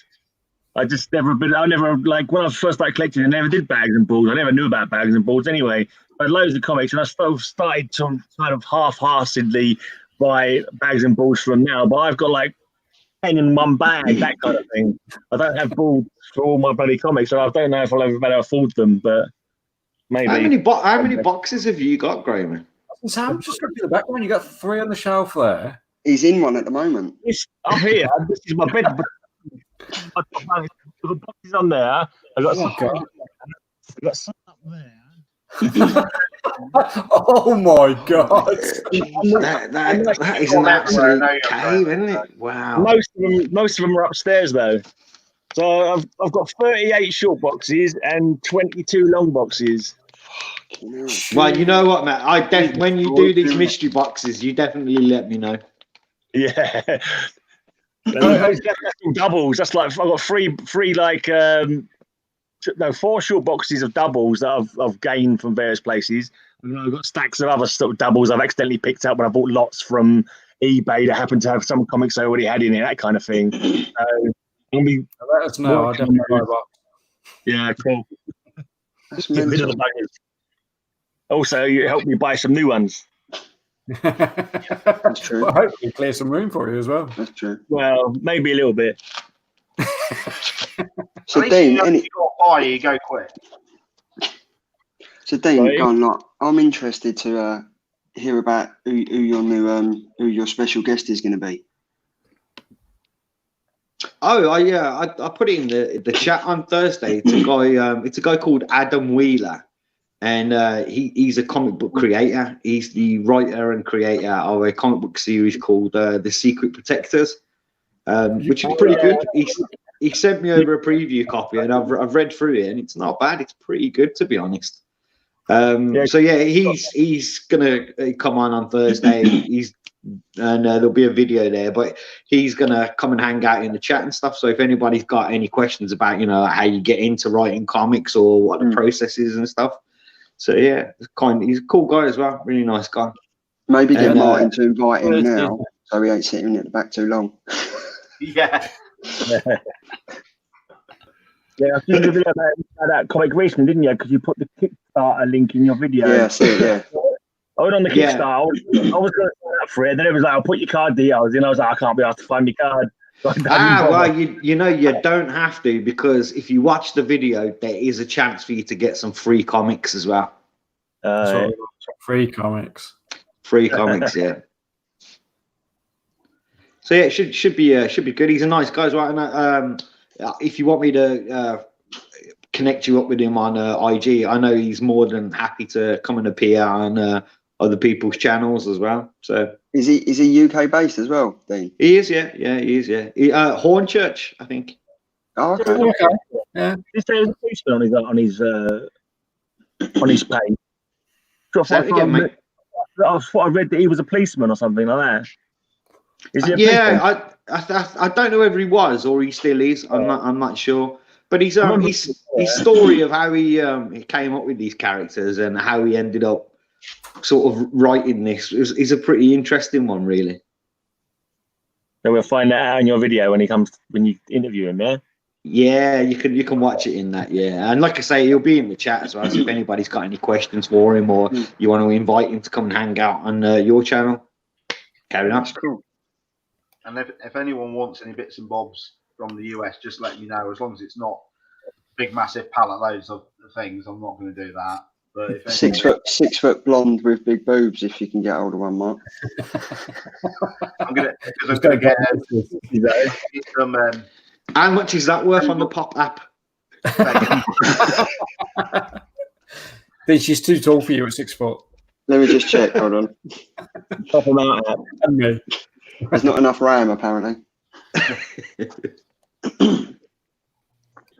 Yeah, you use is it Stackery you use? Stackery, yeah. How does that work, mate? Literally, I've got an address now with them, which is at a unit in on an industrial estate or whatever in New Hampshire. And so my comics, I order them. That's where my address is. You can use your credit. I use my credit card because it's good APR. So as for currencies. So that gives me extra protection as well. But then I get everything I want shipped to there. And then once I've got a load of bits and bobs, you can have it in your, let's say in your little unit bit. for around 45 days before they go, oh, well, he's not bothered about that, and they get rid of it. And then once you've started to put together a parcel, then you finished it off, they'll send it. So do they repackage and stuff? Or? You can have it repacked. And obviously, if you look on the last video, they took one of the Comic Vantage boxes a little bit smaller, so it saved on the postage. So it doesn't bother me too much. I sometimes might miss out on a sticker or something, but sometimes the stickers can be a bit of clat anyway, so I'm not fussed. And then it gets parceled to me, and generally it's around, a simple box would be $26. Then if they're repacking it, and they've got to make a bit of commission, haven't they? So there's $10 that goes on there. And if you want to add a bit of insurance on, it's normally a couple of dollars. So my last box was $40 to send to the UK, but obviously that's only £32 in the UK. So if it's all comics, you shouldn't get any. You shouldn't get any import tax. But obviously, if I took a pop in there, I'll get import tax. But for another 10, 11 quid, it's still cheaper than me driving around a load of places. I've used no fuel. So, but would it be cheaper just buying it off eBay? Like, what comics you actually want, or you just prefer the mystery element of it? It's the mystery element, and that gets people into the comics. And that's how people seem to notice me, and that's how I got into the comics through the mystery boxes. Yeah, I've noticed the mystery box opening channels are quite popular. Yeah. And that's what's got me into it, and that's grown my knowledge. And obviously, you Grayman, telling me when I'm wrong, but it helps. But I listen to you.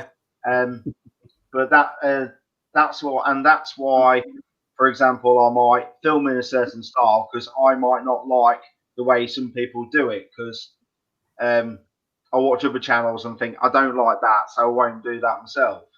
Yeah, but I can't afford to do the expensive boxes because I'm at home with the boys. So that's why I set up the Patreon. Whether that will last or whether I'll end up refunding, I might end up just refunding that money to people, because I don't know how that works totally with taxes and bits and bobs yet. So that might end up getting knocked on the head, but still do mugs and stickers and giving them out to people if they want to buy them. Up to them. But that's how it started. But now my stuff's growing with what I want to get and what I want to collect. But it's different for me because I like the comic art. We've got Jeff from Chicago. Yeah, I was going to say hello, Jeff. Hello, Jeff. So there's lots of reasons why I got into it, and it's growing. Yeah, people are noticing the channel, and it literally sometimes it'll go, I haven't got many subs, and I'll be honest, I've got not many extra subs from Discovery Bay. Right. My subs have not, because maybe if I was giving away prizes every week, I'd get some extra subs, but I'm not doing that. If people want to watch me, they'll watch me. Yeah. I'm not going to pay for people to watch me, because that's but that's what it is. People are just coming for the. If I spin a wheel, I'll get 100 people on here within a few minutes. I'm not doing that. I'm not going to sell my soul just to get views. I think Luke and I had a similar conversation as I did, mate. And I think you're better off having 10 subs who are genuinely interested in what you're doing than 100 subs where 90 people aren't. Yeah, no, it's got to be organic. Something Organic growth. Because I've looked at the statistics for those let's say Discovery Bay, and I'm shooting myself in the head by mentioning it now. But you watch his views or even his older videos. If you look at them now, they don't go above generally 268 views. You look at some of my older videos. One of my older videos, it's gone over 600 views now, and it's still growing. And it's one of the older ones. And it's I don't know what the secret is because I've got like 1,440 subs. I have about 4 people watch my video when it goes live, when it's premiering rather, and then at the end of the day, I had about maybe 40 watching it, and I don't get no 400, 500, 600 views whatsoever on any of my videos. So I don't know what the secret is. Yeah, but we know you know your comics, and your heart's there fully on it. And if we ever need to ask a question, I know I could ask you, and you could answer it without a pause. Possibly. I do it all the time. I'm always asking you questions. So, and especially, why is it when you get on the camera, you get brain freeze, and you like, because I didn't realise what one of the pictures I posted and I put is a character, and I thought, and I looked back and thought, why have I written that name? It's not that. That's Thanos. Why have I written something else? And I had to redo the video. The video. That's why I edit mine. I can't be bothered with editing. I just do it live. I noticed I screwed it up, and I'm just like, oh well, never mind. Yeah, but if you to you today, Graham, and people love those bits. Look at the video where I'm testing out the camera, and look, I chucked the comic to Laura at the end on the outtakes. People love that bit with the outtakes. Sometimes you got to keep it a little bit real. Yeah, whereas if it's too staged, people aren't bothered. It's like when in a year's time, I'm past it now. When in October, when it's been a year, I'm going to repost my first video, and that is painful. Oh, come! Do we all get to roast you? We'll do it, and we'll post it. We'll do a live with it actually playing. Oh, well, fucking hell! You'll have plenty of chance to roast me on it. What was it? Wife timed me on there 4 minutes. It paused in front of the camera going, I think geeky guys might be backstage. What did you say, Graham? I think geeky guy might be backstage. He's a message in private chat saying, "Back, boys." Oh yeah. How long have you been waiting? The laptop died. I wonder what happened. Rotate your phone. Oh, right, sorry. Yeah. There we go. How long was you back there this time, mate? I was only there literally 2 minutes. It was all thanks to the grey man. Yeah. There we go. I'm probably thinking, where have you gone? And then I saw there was a message in private chat. I thought, well, I'll just go and check to see if that's it. No, my laptop died. I've only literally logged back on to say I'm off now because I've got I've got a bit of work. I thought it was rude just to switch off. I thought, no, they're going to think. But it's the morning.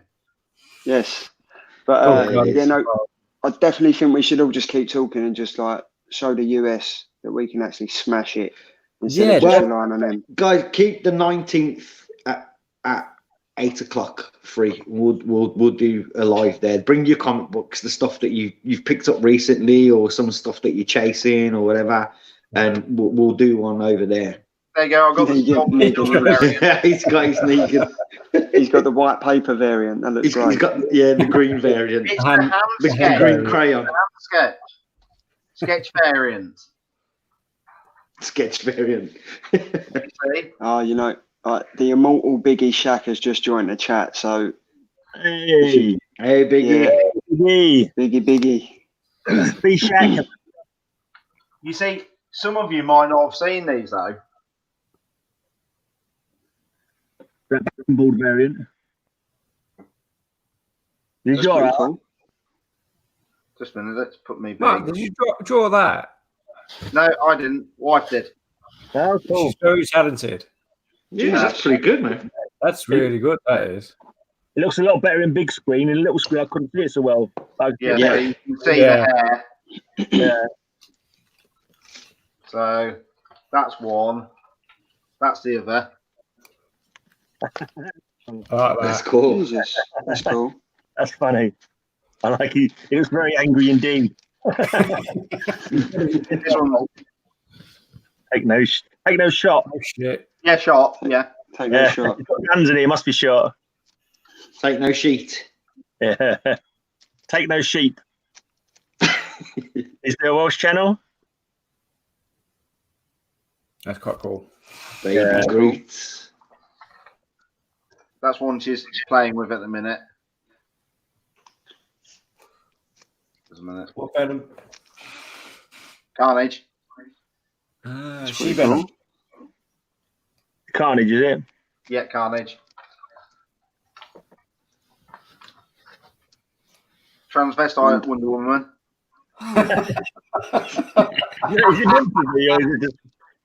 No, she's trying to get the face better, but she didn't really like that one. She wasn't happy. Yeah, fair enough. Excellent. I like it, a bit of diversity. That's the first one she did. Right. That's cool. Not bad at all, mate. Not bad at all. On that note, I'm going to leave you guys with, if you hadn't read Wonder Woman Dead Earth, check it out. I read the first issue online. Mate, it's probably one of the best comics I've read. Like that does the Wonder Woman backstory. I thought it was wicked. I'll put that on my list, mate. Yeah, definitely.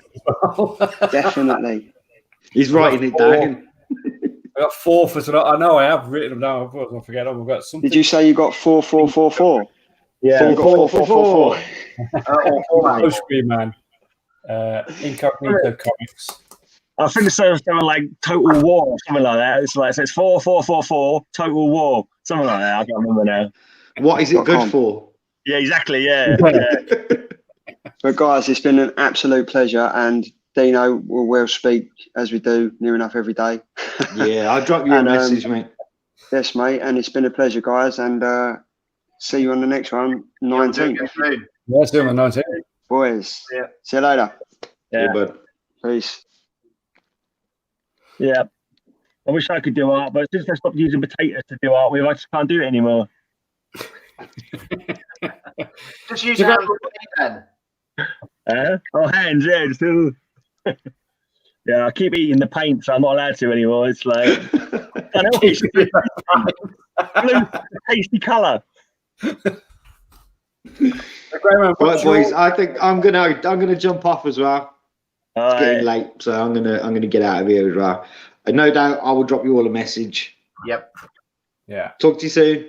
Yep. See you See later. ya. Right. What else are we going to talk about then? I'm having a look what's in the background. You just need your camera a bit taller so we can see the top of the Brachiosaurus. Oh yeah.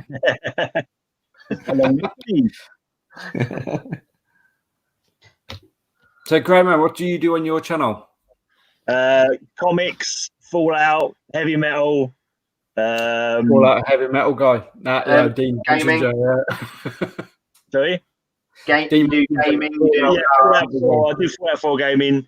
I think that's it. you card games. Some horror channel competition stuff, that kind of thing. I'll subject to you, so I'll check out your channel later.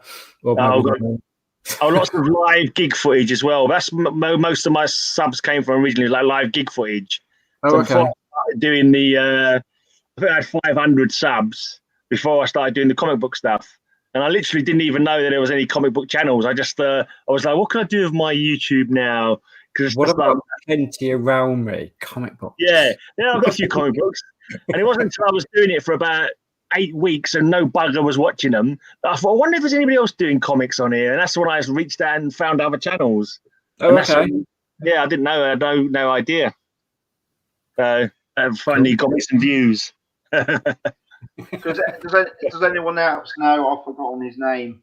Up in Scotland, there's a bloke who he often goes on lives with. I've forgotten the channel name now. It's gone out of my head. Geeky McD or whatever, isn't it? Yes. Yeah. Yeah. Comic Geek McD. Yeah. He doesn't seem to do anything now. Because when I sort of first started, there was like 3 people that I'd see quite often doing comics in the UK, and I don't really see. There's that's the comic book, the Key Chaser. That's the Key Chaser, JPL Flash, and Comic Geek McD, and they've all kind of stopped doing it since I've sort of been in here. So, but yeah, strange. I'm glad there's more like UK people doing it now, because I used to feel like I was the only one like doing it. Like there was all the Americans, like they're all nice people, but you do feel kind of isolated when they're all like you know, because they're near to each other. They can send each other comic books all the time. They can have it all. I can't be doing auctions because the postage would kill me. So, you know what I mean? So I'm kind of glad that I can't do auctions because I spend too much money as it is, and then my willpower is I have no willpower when it comes to resisting buying comic books. It's just I need help. They need the best way to make money you can go buy to. pence variants. Yeah. So us in the UK, variants. what? I don't mind the pence variants. No, Yeah, don't bother me. most collectors in the UK poo-poo them, but they don't realise they were the actual first prints because they shoved them out. No, Dean's told me Check many Canadian Check out my first. video. One of my earliest videos is making sense of pence. Oh yeah. Yeah, I remember watching that one actually. Yeah. No, I think that I think Dean mentioned that he spoke to one of the American channel guys, and they were like, if we can get the pence variants over here, they would go for an absolute ton. Yeah. Yeah, I keep trying to convince people. When I show a pence variant on my channel, I say these should be worth more than the cents variants because there's far less of them. You know, It should be. It should be. There's less prints of them. Yeah. Chad RCG collects them, Right. but he doesn't totally understand. He thinks that the comics are cheaper across here. He doesn't realise that the culture across here isn't as big. No, it's not, and it costs more over here than it probably does in the States. It's like I was watching someone on YouTube, not YouTube, Instagram, and they were doing a live auction. I just messaged him, and I was like, "Do you ship to the UK?" He went, "Yeah, if you pay." There's like 4 comics that I wanted for like $4, and I was like, "Hang on, it's going to cost me about $20 just to ship it. It's not worth it. I could just go on eBay and pick them up for probably that amount of money." The US is for them to send here. Yeah. Because I had a play okay from Rayman the Silencer Man. And I think he sent me about 20 comics, something like that. It cost him $75. And I sent, I was like, do you know what? I felt guilty. I was like, oh, Ray, you might as well just send me the money, mate. He paid on postage, and I could have bought twice what you sent me, probably. I didn't say that. I didn't say that, obviously, but it's like, he just feel like I sent him similar amount of comic, cost me about 20 quid. Oh, So there's a huge difference. Yeah, the difference is 3 or 4 comics in what they call the Gemini, and that would probably be a $5 untracked. Yeah. Isn't there a thing you can ask them to put on there though, to say that they're literature, so they don't get taxed on the way in? I don't think they tend to tax comics anyway, unless it's like bulk. I'm pretty sure they're because I used to work in the post office on account now, and I'm pretty sure that they're exempt from anything like that. Comics That's what I mean, yeah. But printed media doesn't normally get any taxes. Yeah, but I think I ordered a few things from America, a couple of comics, especially my Thing comic. I think that came from America. I got taxed on that. I had to pay an extra £2.50. You got to be careful. It's like that Spider-Man booth. We'll put it as a mystery box. If it's a mystery box, obviously, even if it says mystery box comics, that might still contain something else, which is taxable. Like a pop or something like that, which is taxable. Claim it back. Yeah. If it's, let's say, the import tax is £13, you can't claim the paperwork side of it, so you can only claim back, for example, £7 of it. Right. So it's not worth claiming back. No. Well, I get comics from my comic shop, loads of comics in America, quite often. I've never been taxed on them at all. And I'll get like $100 worth of comics or whatever, and I've never been taxed yet. You've never been taxed. I think it might be because I had a few items in the box that weren't. Right. If you got any items else in the box, you'll get the that flat rate import tax. No, but I think you have to be careful because I think there's £120, £150 limit possibly, but I don't often go to that figure. So that's why I stopped getting the mystery boxes from America. That's why I went for the UK ones, because I'd end up going to the post office. You owe us $7.50. It's like, for fuck's sake. It's like that's why I haven't got. That's why I haven't got that Spider-Man booth Superior box. I've been tempted with one, but it seems to be that they're producing too many of the boxes now. So Yeah. they're not. So 1 month they'll be like amazing. The next month they'll be like, well, I've watched every other channel of them, and I have of them the unboxing, and they are and some of them are mostly the same boxes, just 2 different comics in it. 2 different comics, yeah. I mean, I've had the what's the main comic thing in America? The boxes that you just get like Funkos, T-shirts, and stuff like that. The Comic Corps. No. Loot Crate. Loot Crate. I used to use Loot Crate until Trump got involved. Well, became president, and then I'd get taxed on them every month. I'd have to go to the post office and pay additional. I think it was $7.50 to £10 a month, even though they were like $19. It weren't worth it. And that's when I was saying earlier, I went to the Zappy ones and I got those big Funko Pop ones from, which were quite good. And then Mega Crates, you get them for 20 quid. Those Loot Crates, they're I'm not into those, but a lot of those in America, you get a lot of the horror crates. All sorts of crates. Well, yeah, they do all sorts now. Yeah, and I don't know what it's like for you, but a lot of those boxes seem a lot of tat, and I'm not into that. If I'm spending that money, I'd rather spend the money on one good thing that I like. That's why I won't buy an expensive mystery box, because an expensive mystery box means I can buy my ASM 361 that I want. But a $30 mystery box, which works out as around 25 quid. Yeah. I'll most likely get a couple of comics that I love and want to keep, and I'll get a signed one that I don't want to keep, and that'll pay for the box. So that's how I kind of rotate it round. You do a lot of eBay then, do you? Say again. You do a lot of eBay. You sell your stuff on eBay or on Instagram? Sell on eBay. I've only ever sold it on Instagram with Jay Blitz because he wanted some of the Pence Variants comics. Right. Some to him. Well, I wasn't bothered about making tons of money. I more than double my money on them, so I was happy with that. So everyone's got their own likes and dislikes. I mean, I've never seen a mystery box that I've thought, oh wow, that was good. Because most of the time it's like comics I don't want, or comics I've already got. The mystery boxes to me don't make any. Don't interest. I quite like watching people open them though and seeing if they like it. See what they are this month. Yeah, just a little bit of like Christmas Day or whatever. But like, I'm not like, I never thought to like buy one. The only time I bought mystery boxes is when someone was doing like 100 comics for 20 quid, and I was like, well, for 20 quid, might as well.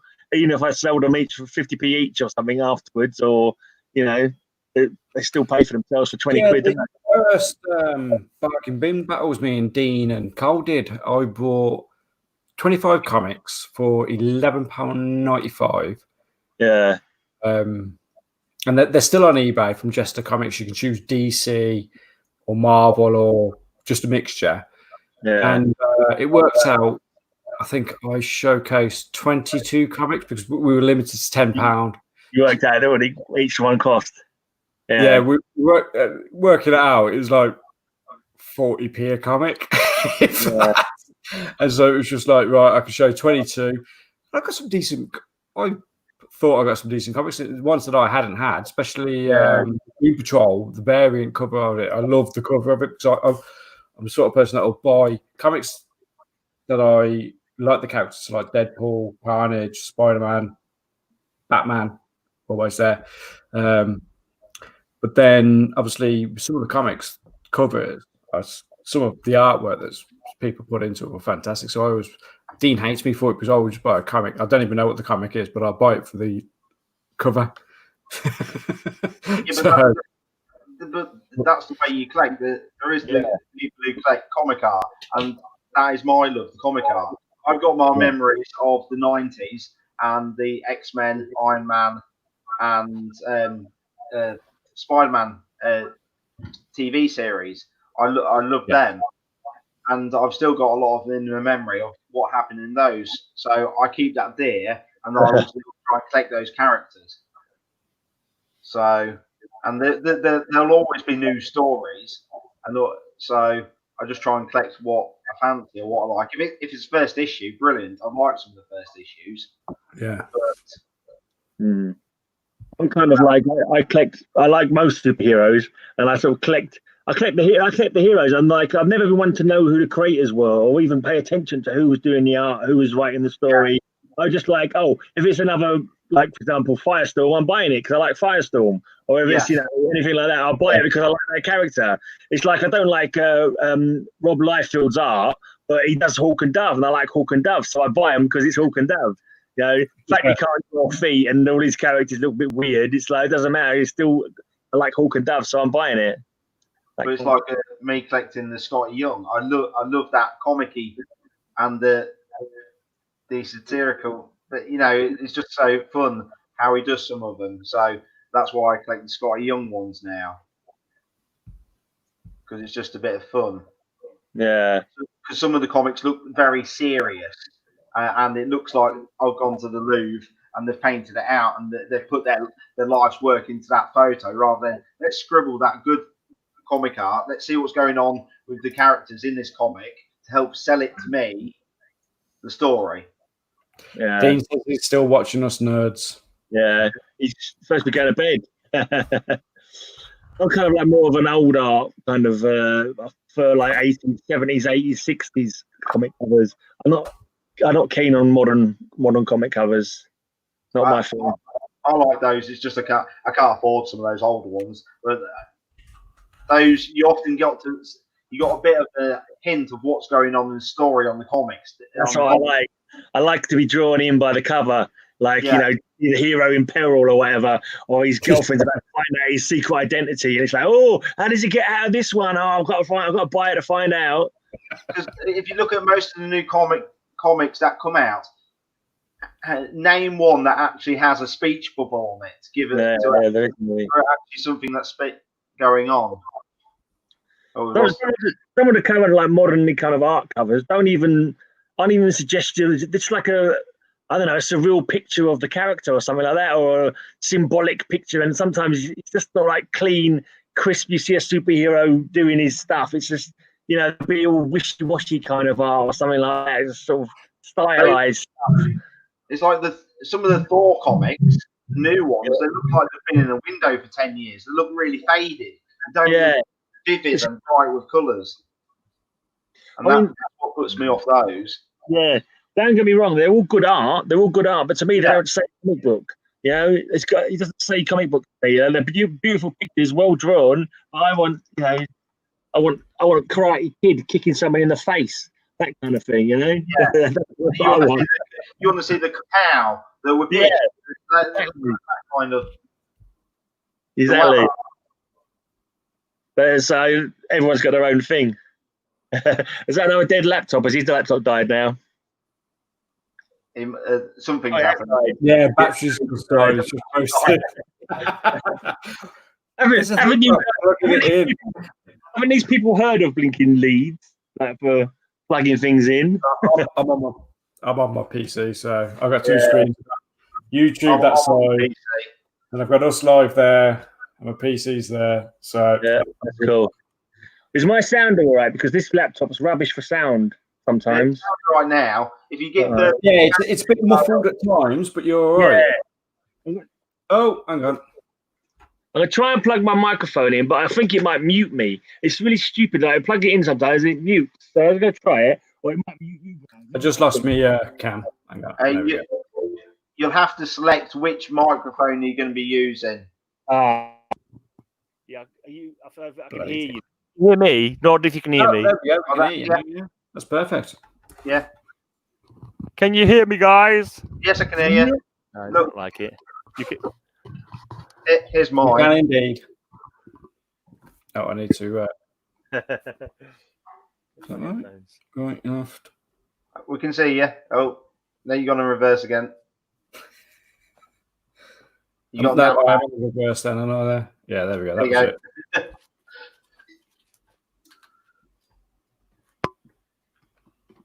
That was it. What we're waiting for, great. That comic I was talking about. Can you hear me? Yes, I can hear you. Oh, cool. I couldn't hear you, so I had to put my headphones in. It's like the microphone, like the most stupid nowadays. They used to have old laptops. You used to have a mic jack, didn't you? Yeah. And you could just plug that in, and you could talk for the mic, and you could hear through the head speakers on the computer. But now it's all bloody well USB, and you've got to have a bloody adapter for a headphone on one side and a bloody microphone on the other side. Did you all pick up your Joker copies? No, I haven't got any. I haven't got a Joker. I've only just picked up Action 1000. I cancelled all my stuff with Forbidden Planet. Oh, did you? Yeah. I got the 90s variant. I think Dean got the 80s. What? Because I was going to get the Jim Lee one. I think that was the 80s. 80s, possibly. I can't remember. I don't like the one where it's got the Joker and he looks like he needs a good meal. He looks a bit like emaciated. I think that was the version. Is there like, why on earth would you put a person on a comic front like that? How are you meant to sell it like that? I've not seen all the covers, but I'll get one eventually. But I tend to go for like. Sorry, Kevin. I tend to go for the older ones. Yeah. The older variants or whatever. So I think I've got the 50s. Got 50s Action 1000. I got the Brian Boland Virgin cover for the Detective 1000, and someone just sent me the Wonder Woman 750. Simple Simon from Australia sent me the Wonder Woman 750 as an AOK. Oh, that's nice. But God, there's no end of the 750s. Yeah, variants. There must be 50. There must be 50 or 60 variants of it. Yeah, one's enough for me.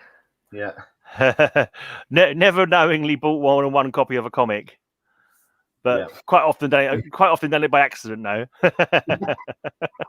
yeah. But going back to that Doom Patrol, this is the issue that I got through. Is that a new one? Oh, Young Animal. Yeah. It's the one, and it's the variant cover, and I got that through the. It was $11.95 bulk deal that I got 25 in. And I thought that was cracking. I love that color. The cover's just. I like the cover on that. Is it a load of snakes and bits and bobs on it? Yeah, I'll show it back up for you. Put him full screen. Yeah, that's what I'm going to do. Gotta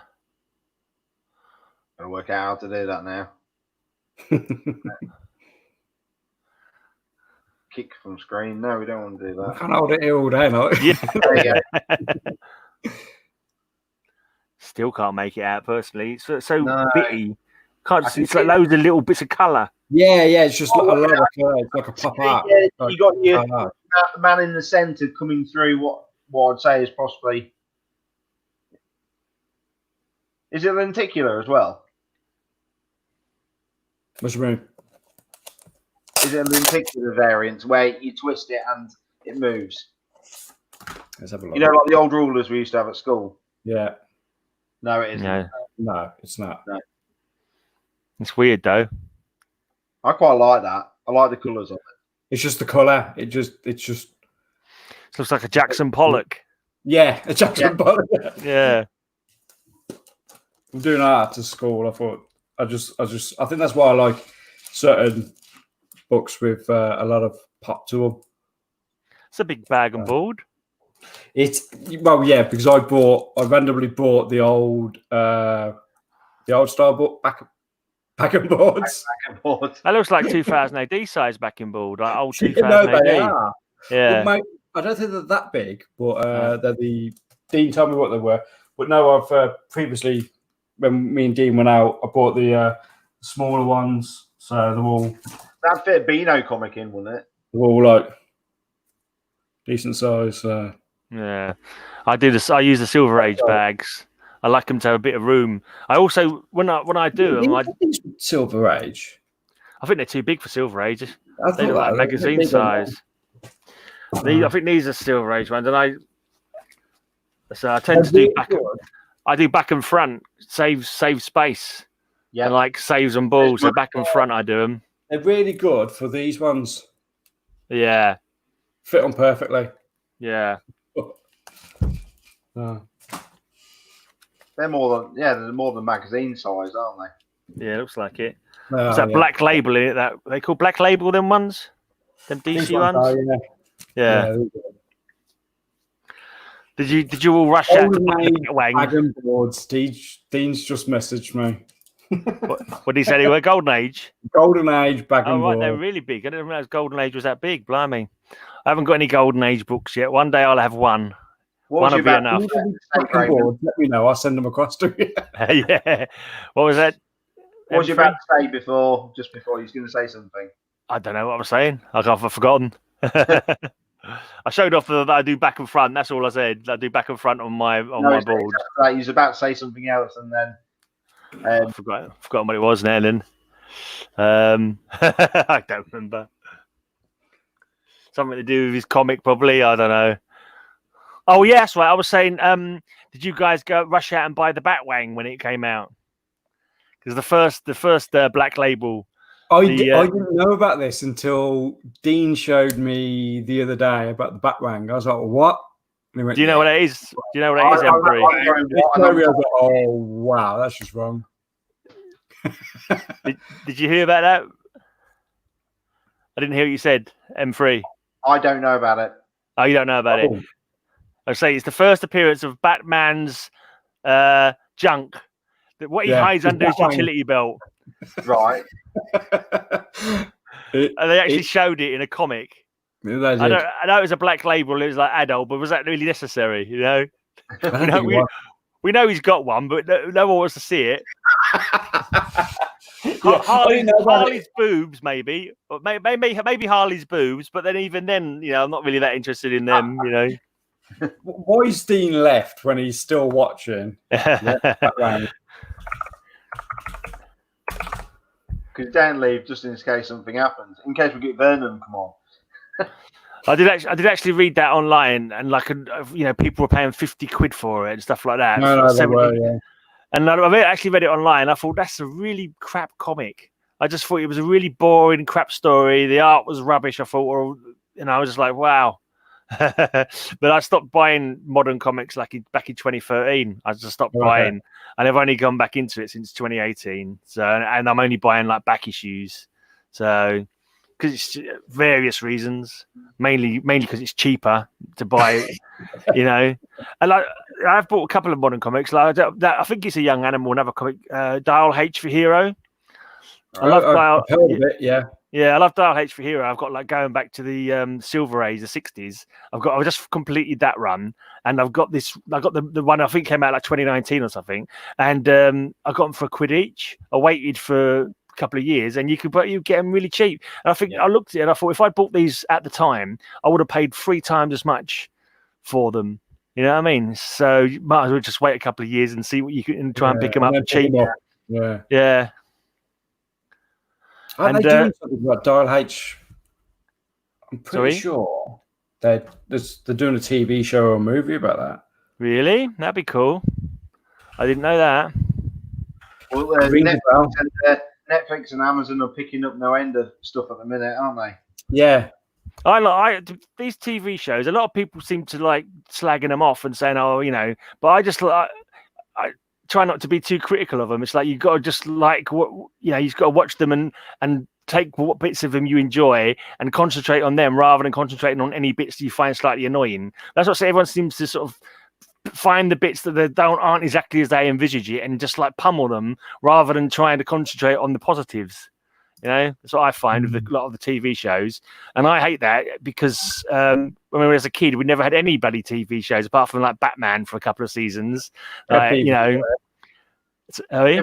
grew up watching that series of Batman on Channel 4 on Sunday mornings.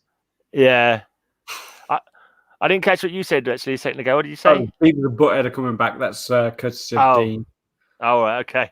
They're not comic books. No. Well, no, I think they did have a comic. I think there was a comic. That's true. They did actually. Yeah, there was a comic eventually. And then there was a film. Yeah. With Love Roller Coaster by the Chili Peppers. Okay.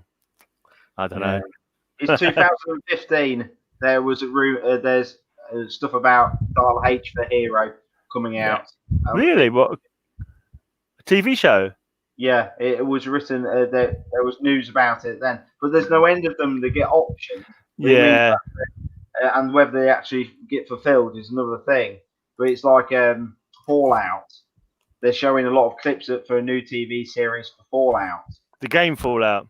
Yeah, Yeah, so they do. I'm gonna pick it up that. Yeah, I heard about that. That might actually run pretty well because you could run it separately as a different vault or whatever. So there's a lot of ways they could run that, as you know. And Fallout 4 is brilliant. I was saying, because I've been talking about a lot when I'm streaming Fallout 4 on my channel, and I was saying I don't want it to be like one set of characters or one. I want it to be different stories because there's so many different stories that can be told in the Fallout universe. Yeah. That I'd rather it was a different story every bloody episode. So like tales from per episode. Yeah.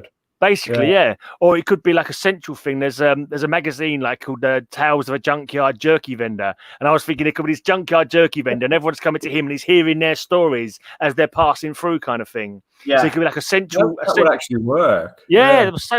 And then the tone could change for each episode as well because there's lots of humor in Fallout as well. And then you've got lots of horror where you've got the ghouls, the feral ghouls. You could have an episode with a death claw, and I just think that'd be an awesome bloody... in the background, you could still have a big storyline that runs long as well. There's lots of ways they could do it. Yeah. Be cool. Hopefully it comes out. Stories in Fallout 4. I think Amazon have said that they're going to use the same showrunners as the Lord of the Rings show. So depending on how big Lord of the Rings is going to be, they've spent a lot of money on it. It's not come out yet, though, has it? Lord of the Rings. No, I think they start. I forgot they was even doing it. Yeah, they start filming it this year. All right. I just watched the Batwoman show. I liked it. I've seen nothing but people slagging it off, but I thought it was all right. I thought it was decent. Was it all right? Because I thought it was. I'm probably the only person on this in the UK that likes the Arrowverse. I actually quite like. Yeah, I like all of them. Stuff like that. So that was really cool. I weren't too. The Flash was good, but Legends of Tomorrow.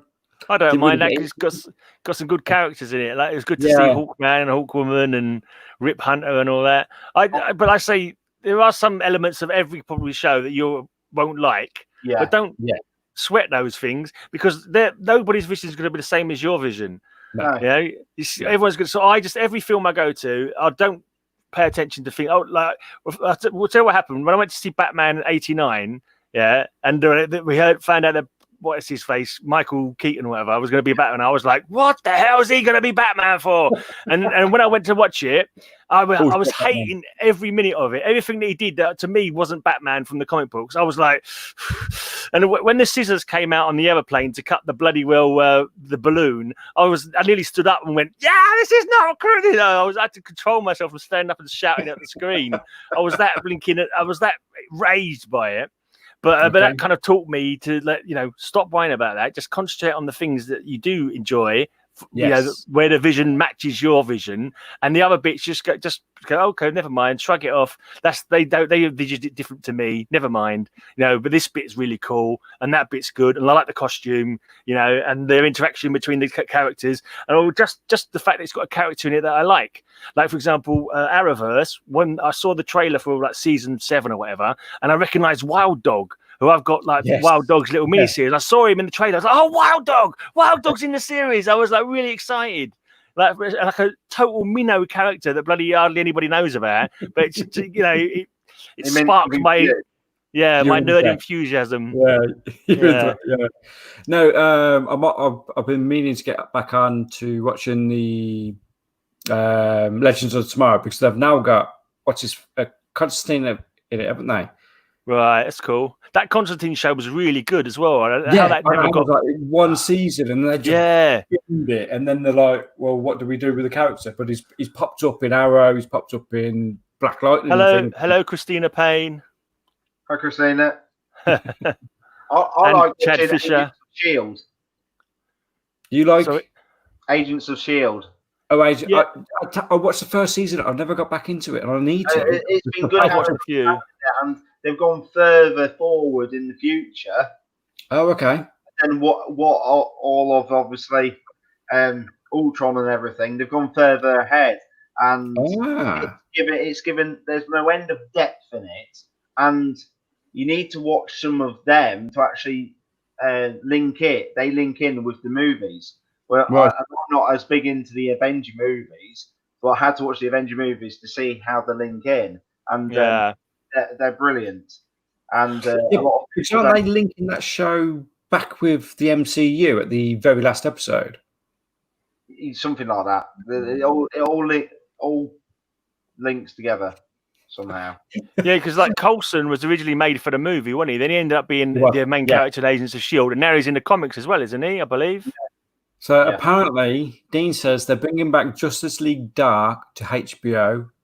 No doubt Constantine will be in there somewhere. Yeah, that's because cool. I've started doing my Hellfire run. I bought The Thing. My big one comic is The Thing.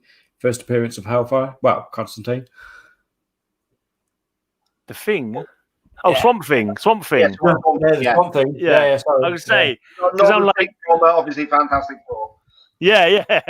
Way to confuse people, mate. Not that thing. Not that thing that Vernon flashes off.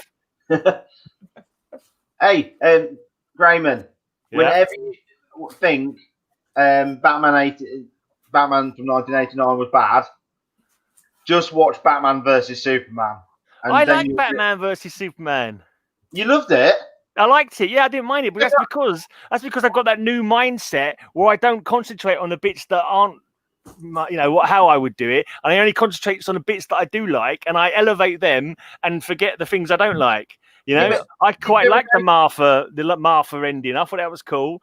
And then it's like Justice League movie. People talking about he's got a CGI'd mustache. It's been CGI'd out, and people say, "Oh, he had a look at his lip." And I'm too busy watching the kick-ass action to give a toss about some CGI on his lip. That's my mindset when it comes to the movies and TV shows. Have a go at that. They don't realise that obviously people have fake moustaches. People have things on the head to make them look bald. Yeah. If the acting's good, it doesn't matter. Yeah. If the story's good, don't worry. Yeah, but I think a lot of people do like to just to pick holes, and my biggest bugbear is the Green Lantern movie. I love Green Lantern comics. I love the Green Lantern movie. I enjoyed it thoroughly, and I left the cinema looking forward to that movie. I loved it. Yeah, it was cool. I love the Green Lantern. I love the way the Green Lantern ring was used in that scene where he creates the track for the helicopter to go down. That was pure comic book. His costume is as it should have been in the comic books because it's a ring construct. Right. In the comic books, it's made out to look like cloth. It's not cloth. It's made out of his ring material. So it should be like it was in the films. Yeah. So, and I don't know what people say. They don't like it. Oh, there was a cloud instead of parallax. So what? So what? It was a menace that was coming to destroy the Earth. That's all that matters. And he took it out, basically. You overcame his fear. You're probably going to shoot me down for this, but I actually really liked the Daredevil movie. I didn't mind Daredevil either. I tell you what movie I haven't liked recently. No, I don't want to slag it off too much, but it's a character I kind of like fed up to the back teeth of, like it's the Logan movie. The Logan movie. Yeah. Do you know what? That Logan movie, I felt sorry for the Reavers. They were vastly outpowered. The Reavers, they were like, I was like, oh, poor little Reavers, they're all going to get killed. They got no chance against these super powered mutants. And it was like, and Wolverine, who just cuts them to pieces. I was like, oh, they were a really bad kind of protagonist or antagonist for the movie because they were, they just got really ripped to pieces. They just got slaughtered. They had no chance. He agrees with me on the Daredevil. Everyone else slates the film, but he agrees. I don't know why he's left if he's still watching. I thought Daredevil was pretty decent, to be honest. I thought it showed off his radar senses pretty well. The action scenes were good. Yeah. The Bullseye. Sorry? Fantastic Four. I like that. The first one. Yeah, I don't mind the Fantastic Four movies either. Even the most recent one, it was a bit long-winded, like before we got any action. I quite like that new remake. I prefer the one with, was it Jessica Alba in it? Yeah. But I thought it was quite accurate because there is a bit of cheese in that kind of Fantastic Four group. Yeah. I think it's just a lot of it is like people don't like they come in like maybe expecting too much, and you've got to learn not to expect too much from these movies because there's like 40 years of storyline. They can't put it all into the thing, and you know, it's just got to accept 40 years it. worth of story for one arc. There's about 50,000 different arcs to the stories as well. So. Yeah. So that's my philosophy anyway. I've apart from that Batman 89 but that's what taught me. That's what taught me to not get a nerd rage. I think that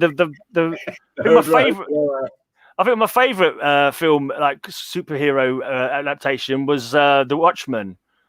The Watchmen. I was in raptures like watching like almost 100% accurate. Thousands, wasn't it? I'm not sure what year it was, but it was like you see like the scene in the cemetery where the comedian's being buried, and I'm like, that looks just like the panels from the comic book. Like there's so many bits in there, which is I can forgive them the fact that there wasn't a giant squid that blew up New York. I would have preferred the giant squid, to be honest, when everything else was doing so well. But what they did with it was did still make sense, and it was like okay, fair enough. Yeah, but giant squid. I've not watched TV. I need to catch up with the TV show. I've not watched it yet. I haven't seen it either. But that's another thing I was going to say. Like, we're so spoilt now with all the superhero films and shows that we've got. But I don't like to slag any of them off. I can avoid it because that things that kind of spreads like wildfire. One person slags them off, another person thinks, "Oh yeah, right, yeah, that was crap, yeah," and then it becomes a trend to like slag the. That's what personally I think Green Lantern suffered from that. Personally, I thought it was a good movie, but so we're spoilt for choice now. But I don't even know where half these programs can be seen. Because there's so many TV channels now that like I don't even know. I've given up trying to keep up with the Arrow, with the Flash, whatever Heroes of Tomorrow, what they're called. I've watched a few seasons. I used to be able to hire out the box sets from Amazon when they were still doing that. They stopped doing that now. So it's just like I just lost track of. They're still on Amazon. So Amazon Prime have Arrow, Flash. I don't know if they've got the full seasons of them. Some of them, they'll only do like so many series of it, and then then the latest 3 ones you want to catch up on, you can't get them. Yeah, or they pay even extra. It's a bit, or it's like bloody. It's a pain in the house. Swamp Thing was quite good. I like something. But like Swamp Thing, I think I saw on Amazon Prime. The Titans, I think, came out on Netflix. Doom Patrol, I had to get a trial version for 7 days. Yeah. I had to get a trial day for 7 version and watch it all in one go, kind of thing. Yeah. But you just, and then I found out that More 4, you could stream the whole Batwoman series and More 4, More 4, and Harley Quinn as well. Harley Quinn cartoon. If you caught that? Oh, is that on there? Yeah, like I think it's up to episode 11 when I watched it. That's quite interesting. That's a strange take on a comic book, but it's all right. It's very adult. Yeah, Dean says the Doom Patrol is the best TV show. Is the best DC TV show on TV, and he enjoys the Harley Quinn. Don't know why he's just not typing it into the Black Lightning as well. I like watch Black Lightning. I watched season 1 of Black Lightning. Yeah, it's pretty decent. It's not bad. It's a little bit. I don't know. The action could be a bit more visceral, maybe, but it's a bit more aimed at children, but like younger age group, I would say. Yeah, and it's like good, like strong, like family people, and it's got cool message, good messages and that. And it's good for what it is. But what's happened with I watched Batwoman up to a certain point, and suddenly, next issue, Crisis on Infinite Earths or whatever. I'll go watch Crisis on Infinite Earths now. Same with Black Lightning. Go and watch Crisis, and I have no idea what's happening, where I can find Crisis on Infinite Earths, because it was, I don't know where they showed it. What channel is it on? It's well, I don't watch it on the channel. I watch it other ways. But I think Cody, yeah. You can watch it. I think it is on Amazon. I'll have to go and have a search. It is excellent, and it's. I think it'll be like a new kind of Lost thing, but hopefully it won't end like that. Just a minute, I'll.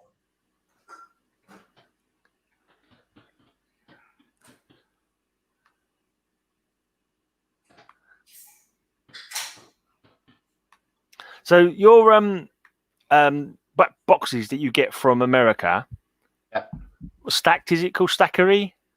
Use Stackery, for the shipping. How much is it actually saving you? Do you know how much is actually saving you in shipping? Is it actually a savings? Yeah, because it does work out as a saving. I've sat there with just let me shove it back on screen. We worked it out with Jake Blitz Comics. We sat down after one of the lives and was trying to work out how much it'd be for him to just send the bot like an AOK to me. And the cheapest finding was between $62 and $75.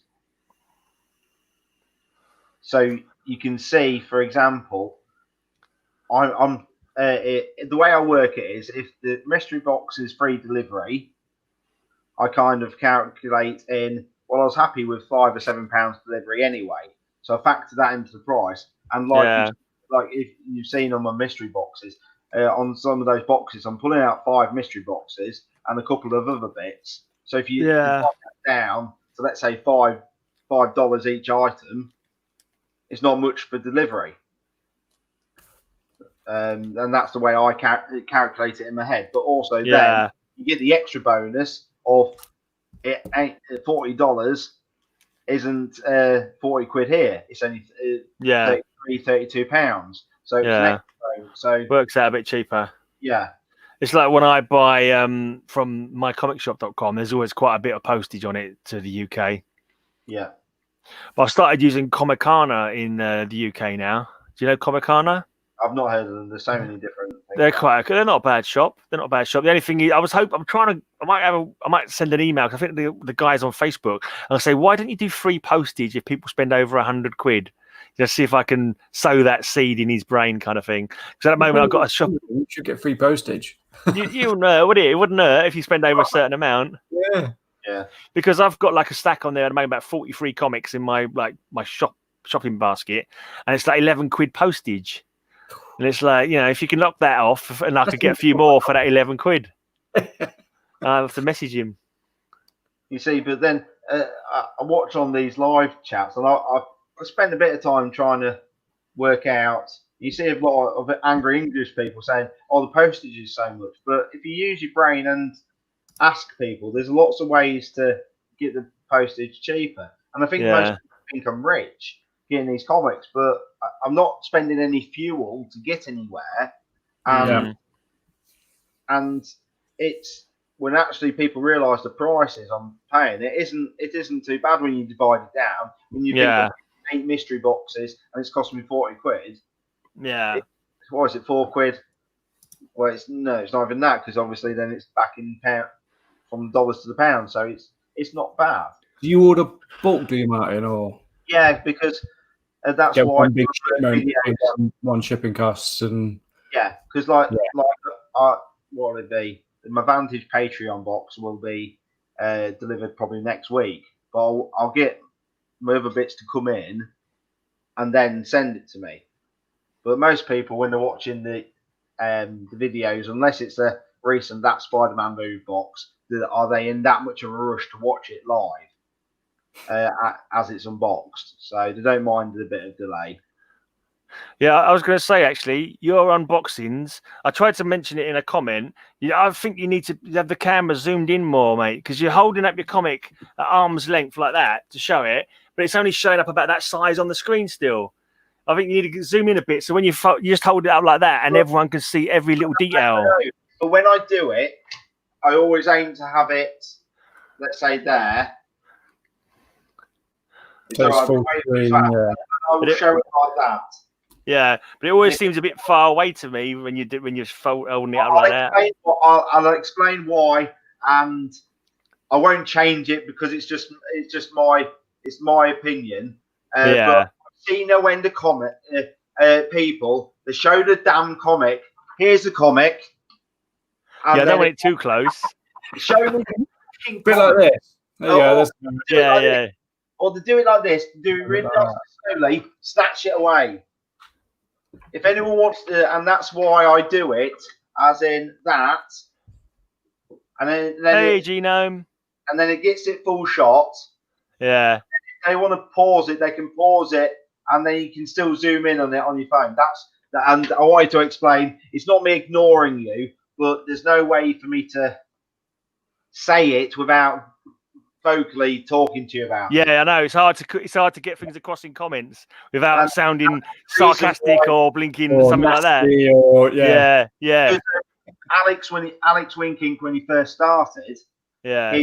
it showed a pop, Funko Pops like this, Too close. and they go down and take it away. And you didn't get to see it, the life size effect of that say comic, and that's why I try and keep it to that factor. And that's why I do it in that way. Yeah, you thought all the best angles, kind of thing, and you think that works best. You see, especially when it's a bloody 20 comic one, if I spend too much time on scanning it away, and then you give people that effect, that on the 20 comic one, it adds on another 10 minutes onto the video. Right. And when you're at, I've managed to trim them down quite a bit, but when you're hitting, let's say, an 18-minute video, that 10 minutes soon adds on. So that's why people said if they want to view it, they can pause it. They can pause it and it isn't me just being snobby saying, "Oh, no, big TV," and that's how I'm watching it. Yeah. But that's the reason I wanted a good thing you brought up. That's why I'm not ignoring you on that. That's why that style, because I can't do it any other way without. It's just the way I see it. Yeah, that's fine. Because all I can picture now is a bloody crooked comic going like that. It's like, yeah. No, I kind of am too close. I'm probably too close with my videos, but no one said anything. But I just sort of have a camera like next to me, and I just show. I go like that sometimes. My full face in a comic like that. And one time when I was, because I just do whatever the hell comes into my brain, and one time I just hold it and I was going peekaboo while I was showing off my comics. It's just you mostly. I picture it now. You mostly on your side because you're laying down on the bed or something, and you're there like that. No, I don't record videos lying on my bed. It's just that I happen to be lying in the bed when I decide to join the stream. Yeah, nice and comfy. You just doing strange on your bed. I do actually film them in my pajama bottoms, so like I am comfortable. Yeah. Well, why not? Yeah. You only see your face and your top, so yeah, exactly. Just don't do it. No, I haven't done it naked yet. Actually, I did joke about that today. I said I'm doing today's blog naked, but trust me, I'm 100% naked underneath this t-shirt and trousers. That was it. Brilliant. Right, I suppose I best be letting everyone get to sleep now. Cool. I'll be watching something else knowing me. Yeah. That'll be in bed, so best let everyone get some rest. Yeah, I was trying to get my body clock back to normal, so I should go to sleep. I'm more messed up because the amount of US channels that I'm sometimes on anyway. Yeah. You just you figure out how to work around a bit and then have an afternoon nap or something, don't you? So but that's all fun. So nice to put faces to names, lads. Yeah, cool. Watching your channel. I need to go on and add some people now. Yeah, I think I'll do it as well. Obviously, you don't need to sub to my account, my YouTube channel. There's nothing on it. Is it not? You only on IG? I've had it for years, but I think I started as a family thing. My older brother's kids used to do kickboxing, so I think there's like three videos on there for like 7 years. I've not touched it since, but since me and Dean's asked me to join him, it changed it. I'm trying to come up with an idea what to do myself, as considering I've been on furlough now since the 1st of April. Yeah, so, I've been off since then. Yeah, literally, I don't know if I'm going back because I've not heard anything from. Because I'm only on a contract, on a 6-month contract. I did about 1 month, but I wasn't going to get any money. They told me I wasn't going to get any money because there was a contract hours only. But then the government brought in a furlough scheme for contract people. They did, yeah. so bloody Yeah. glad because I would have Thank been, God for that. I'd have been No, like, if I'm a if regional sales manager. So if I didn't get any furlough money, this would be me now. Anyone want to buy some comics? Anyone want to buy some comics? I'd have to be selling them. I'd have to be selling the buggers to live, which would be my absolute nightmare if I had to do that. Yeah. I tell you. yeah, you don't want to do that. No. It's Oh well. It's a Well, straight. it sounds like I won't be back in work until the 1st of November. Is that what they've told you? Yeah, because I can't go and see customers. Oh. What did you say you did? I'm a regional sales manager. I sell air conditioning and refrigeration plant. Because my contract was only till the 5th of August, my 6-month contract, and they've changed the rules again for the agency furlough, and my agency aren't going to do it after the end of July. So after the end of July, I'm not going to get any money, no 80%, because apparently they've got to pay my national insurance or something, and they won't do it. So they've opted out of the scheme or something like that. I don't know. Something like that. They're not going to give me any money after the 29th of July anyway. That's Are they all going I to know. find work though? That's the main thing. Who knows? Who knows? We're not going to pay you, but we can give you a job. Okay. Well, yeah, that will pay me. I'd say around Christmas, a lot more companies will go because they'll have been floated up by, let's say, some of the government schemes. Yeah, I will. So floated up to. Other companies will get bigger, and that will help. But I must admit, we think it's bad now. It's going to be a lot worse. Repercussions. Yeah. Repercussions are going to be going on for months, years, probably. It's going to take a long time to fix. I think obviously what's happened in the UK, they've paid us 80% of our wages up to a certain point. But you look at America, that's going up. Their death rates and their rates are just going up and up, and it's not looking good. No, so it's going to have a knock-on effect across the world for the next couple of years, I would say. I think everyone's not realising we're very lucky that everyone's got this furlough, and some of the companies have got a bit of the grants to help because I think the grant was for £10,000, and that the thing you've got to work out is, do you keep staff on? Do you reduce what your living costs are as well, and to keep your business going and keep them going?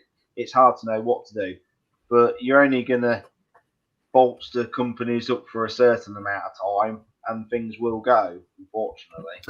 Yeah. And I don't,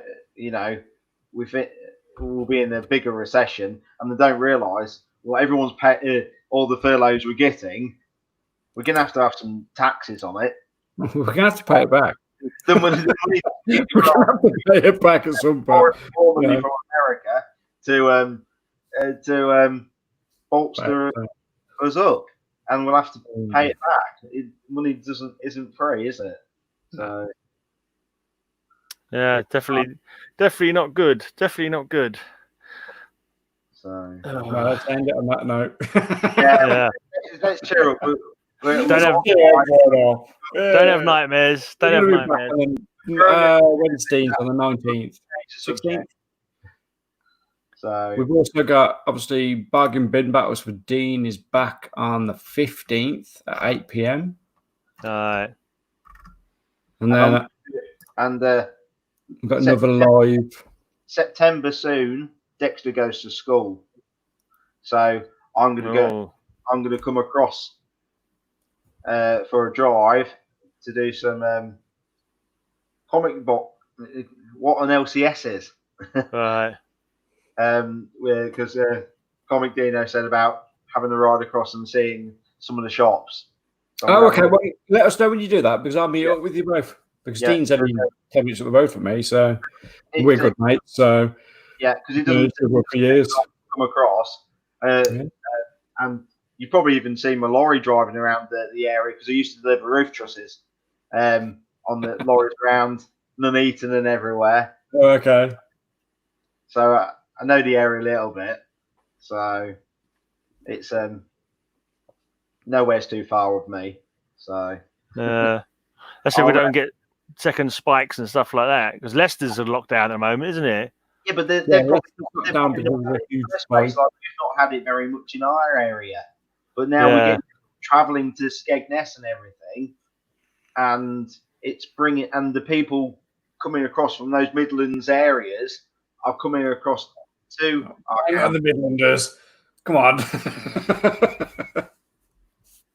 No, I think Liverpool will probably be locked down this week by the sounds of it from the other week when they won the FA Cup. Yeah. Did you see the signs? I mean, if there's going to be another lockdown, it's going to be Liverpool. Yeah.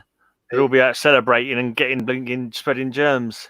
Yeah, exactly. Well, there's like 200,000 people just in the square. So what? Yeah. But that's it.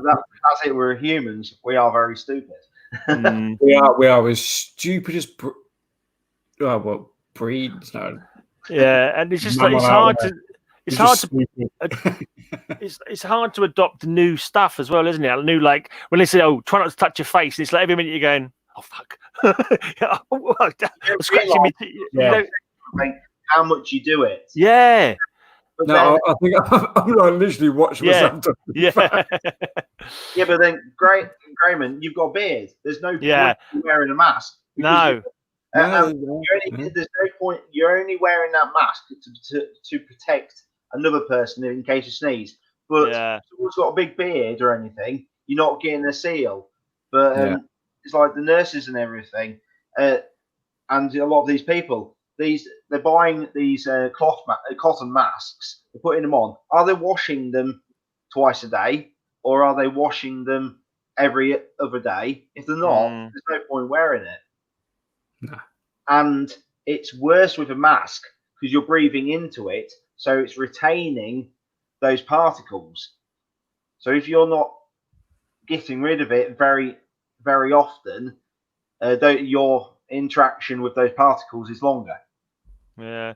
Well, if my job ever does start again, I'm going to be getting I'll be on the tube twice a day. If it ever does start again, and that walk. Yeah, walk. It's too far. It's too far to walk. Bloody hell! But when it would be. Yeah. Well, when it first started, like, because I work in a ticket office at Victoria Coach Station, I'm selling coach tickets, and I've only been there for about a month. And like when it started, they sent everybody else home because they said because you only getting paid for when you're working, we'll let you carry on working. So I spent a week there working on my own in this ticket office. Like, I've only like 1 month of experience. Like, I didn't know half the stuff I was supposed to be doing, kind of thing. But then after the week, they said, like, no, we can't keep you here anyway. We've got to shut it all down. So, and I was like, oh, because I thought I was 35-hour contracts. I thought, am I going to get paid still for that contract? And then it was like, no, I'm 0 hours, but 35 was what they would give me. So I was told I was going to get paid nothing. So then I started trying to sign on, and that took forever. And then finally they got in touch with me about I don't know, 5 weeks after it started, and said, oh, by the way, the government have got a scheme now where you're getting some money. And I was like, oh, thank God for that. But I had to cancel the blinking benefit that I was trying to claim for. Yeah. And they started to say it's like 80% of wages, but it's still like backdated for about a month. Yeah, cool. It's about a month behind. So I'll still be getting it for, and I don't know what, I mean, it's going to be, it took me long enough to get this job. I don't know how hard it's going to be to find a job when no one's supposed to be out and about. So I was looking for jobs. We've got some hard times coming, and people think it's bad now, but trying to get back to what we might presume as normal will be the harder task. Yeah, I'm this close to monetization on YouTube though. So if you could all like binge watch all my videos, so I could the YouTube bucks can start rolling in. Yeah. Just if you can set up like a Kindle, like a mobile phone and a laptop, all streaming my playlist. Yeah. Cool. Yeah. That's what what do you need? Was it 40,000? Yeah, I think it's 4,000 viewing hours in a calendar year, and I'm at 3,912 or something. So 82 more hours or something. Wow. Yeah. Where you checked out? Well, I'm trying to. There is you can check it in your YouTube studio. If you go down, you've got the videos, comments, analytics, and underneath you've got monetization. You click on that, it lets you know how many hours and you've had. So what happened? I knew I was getting my job, my post office. I used to work in the post office for 28 years, and they were always closing down the post office branches.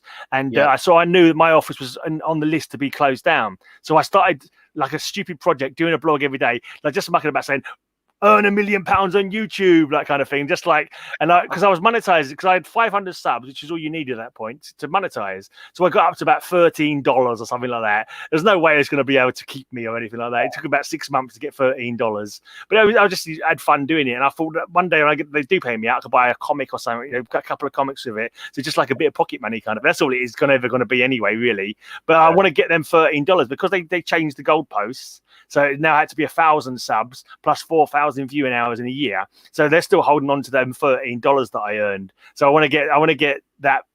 You want that? You want those $13? I want that. Bloody! I earned them $13, mate. I was doing a blog every bloody day to try and earn them $13.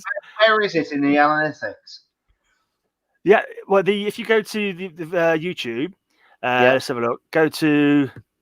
Click the top right hand button to go to your channel. Yeah. And there's 2 blue buttons. There's customize channel and YouTube Studio. I'm in YouTube Studio at the minute. Yeah, click the YouTube Studio. That's it. And then on the left hand side, give it a second, because I'm doing it in the screen at the moment. Yeah. It's kind of bit right. So you got dashboard, videos, playlists, analytics, comments, subtitles, and then monetization on the left hand side. Yeah. So there's your monetization. Yeah, but you add viewing hours. Sorry? Your viewing hours. Yeah, if I click on the monetization, you want to know how much my viewing hours are now? Is that what you're asking? Yeah, if you click on the monetization button on your screen, it will tell you how many subscribers you've got. So my one, it says 1,440 subscribers, and underneath it says 1,000 required. And under public watch hours, it says 3,924 public watch hours and 4,000 are required. Yeah. Oh God, I've got lots. I've got lots to go. I have. Yeah. You've got more. I've got 3 subscribers. I need 1,000. I've got 400 0 public watch hours. Yeah, you need to make content, mate. There's no point in subbing to mine because it's a dormant account. It's I know. Do you know? Because it's just he asked me. And I was like, it's good. You may think it's monetized, or you've got over 1,000 subs. Isn't the monetization is when you go live? You can then do your super chat. Yeah, I think you can. Yeah. Yeah, your super chat gets unlocked. Then people often like to donate and bits and bobs, and they do it via Google that way. That is, to be honest, from what I've heard and what I've seen, your super chats and going live is better than obviously whatever you earn on the monetization. Don't they take 30% of your super chats though? Something like that. But I've got. If you've seen some of the super chats, some are getting like $20. They can take 30% of that, can't they? Well, if people want to super chat me, I've got a donate button on my blog, so I've got a donate button, go straight to PayPal, and there's nothing on that. So I'll put that link if I ever do streams and try and get paid. But yeah. Well, that's why I've got the banner running at the bottom there. Yeah. People. You've got a link for it. Actually, last, like I said, whether I'll money to people because I haven't taken it out yet. I've got a Patreon for my podcast. I do a heavy metal podcast every week, and high speed hangover podcast. If you like your headbanging music, check it out. I've done 350 shows so far, but I've done about 30 months of Patreon. But what it is, I've got 4 patrons, and they give me I've got 2. You got 2. You got half what I've got, and I've been doing it for since 2013. So it's a rough slog, mate. I give them an extra. Patrons usually pay us as much as they want. $1. I only ask for $1. It depends. You can set out totally different things. You can make different grades of reward. It's like I have my £35 no, dollar Patreon for Comic Vantage, and that gets me a Comic Vantage box every month. Yeah, but you're basically paying for your box, aren't you? Plus a little bit possibly towards him. Yeah, that's good.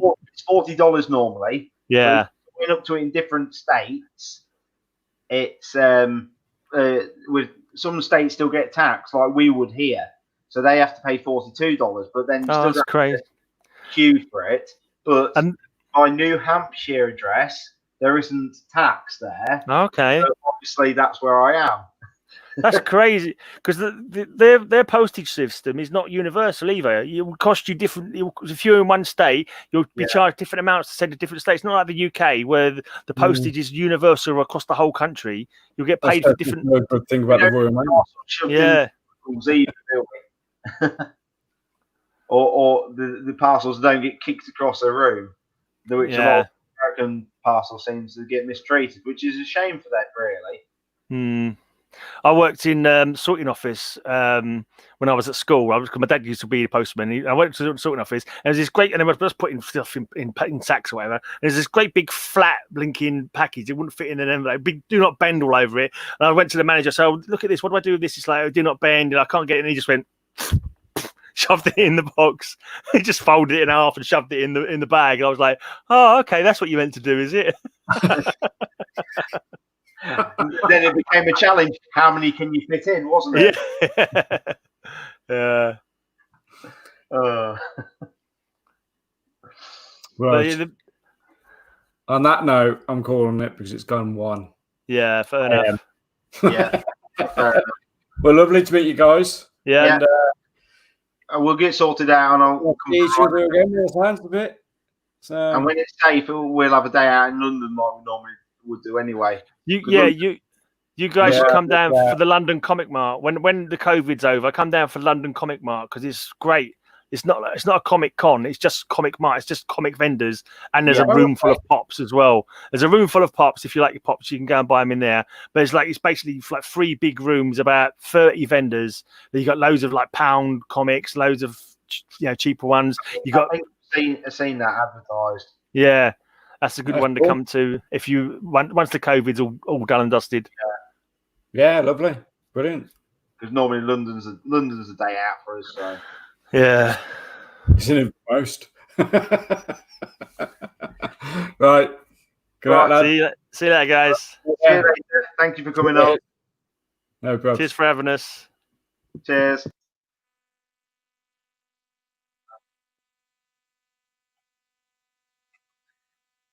All right, thank you everyone for watching, and we'll see you on the next live, or the next video, which will be out on Sunday, I think. So, thank you and goodbye.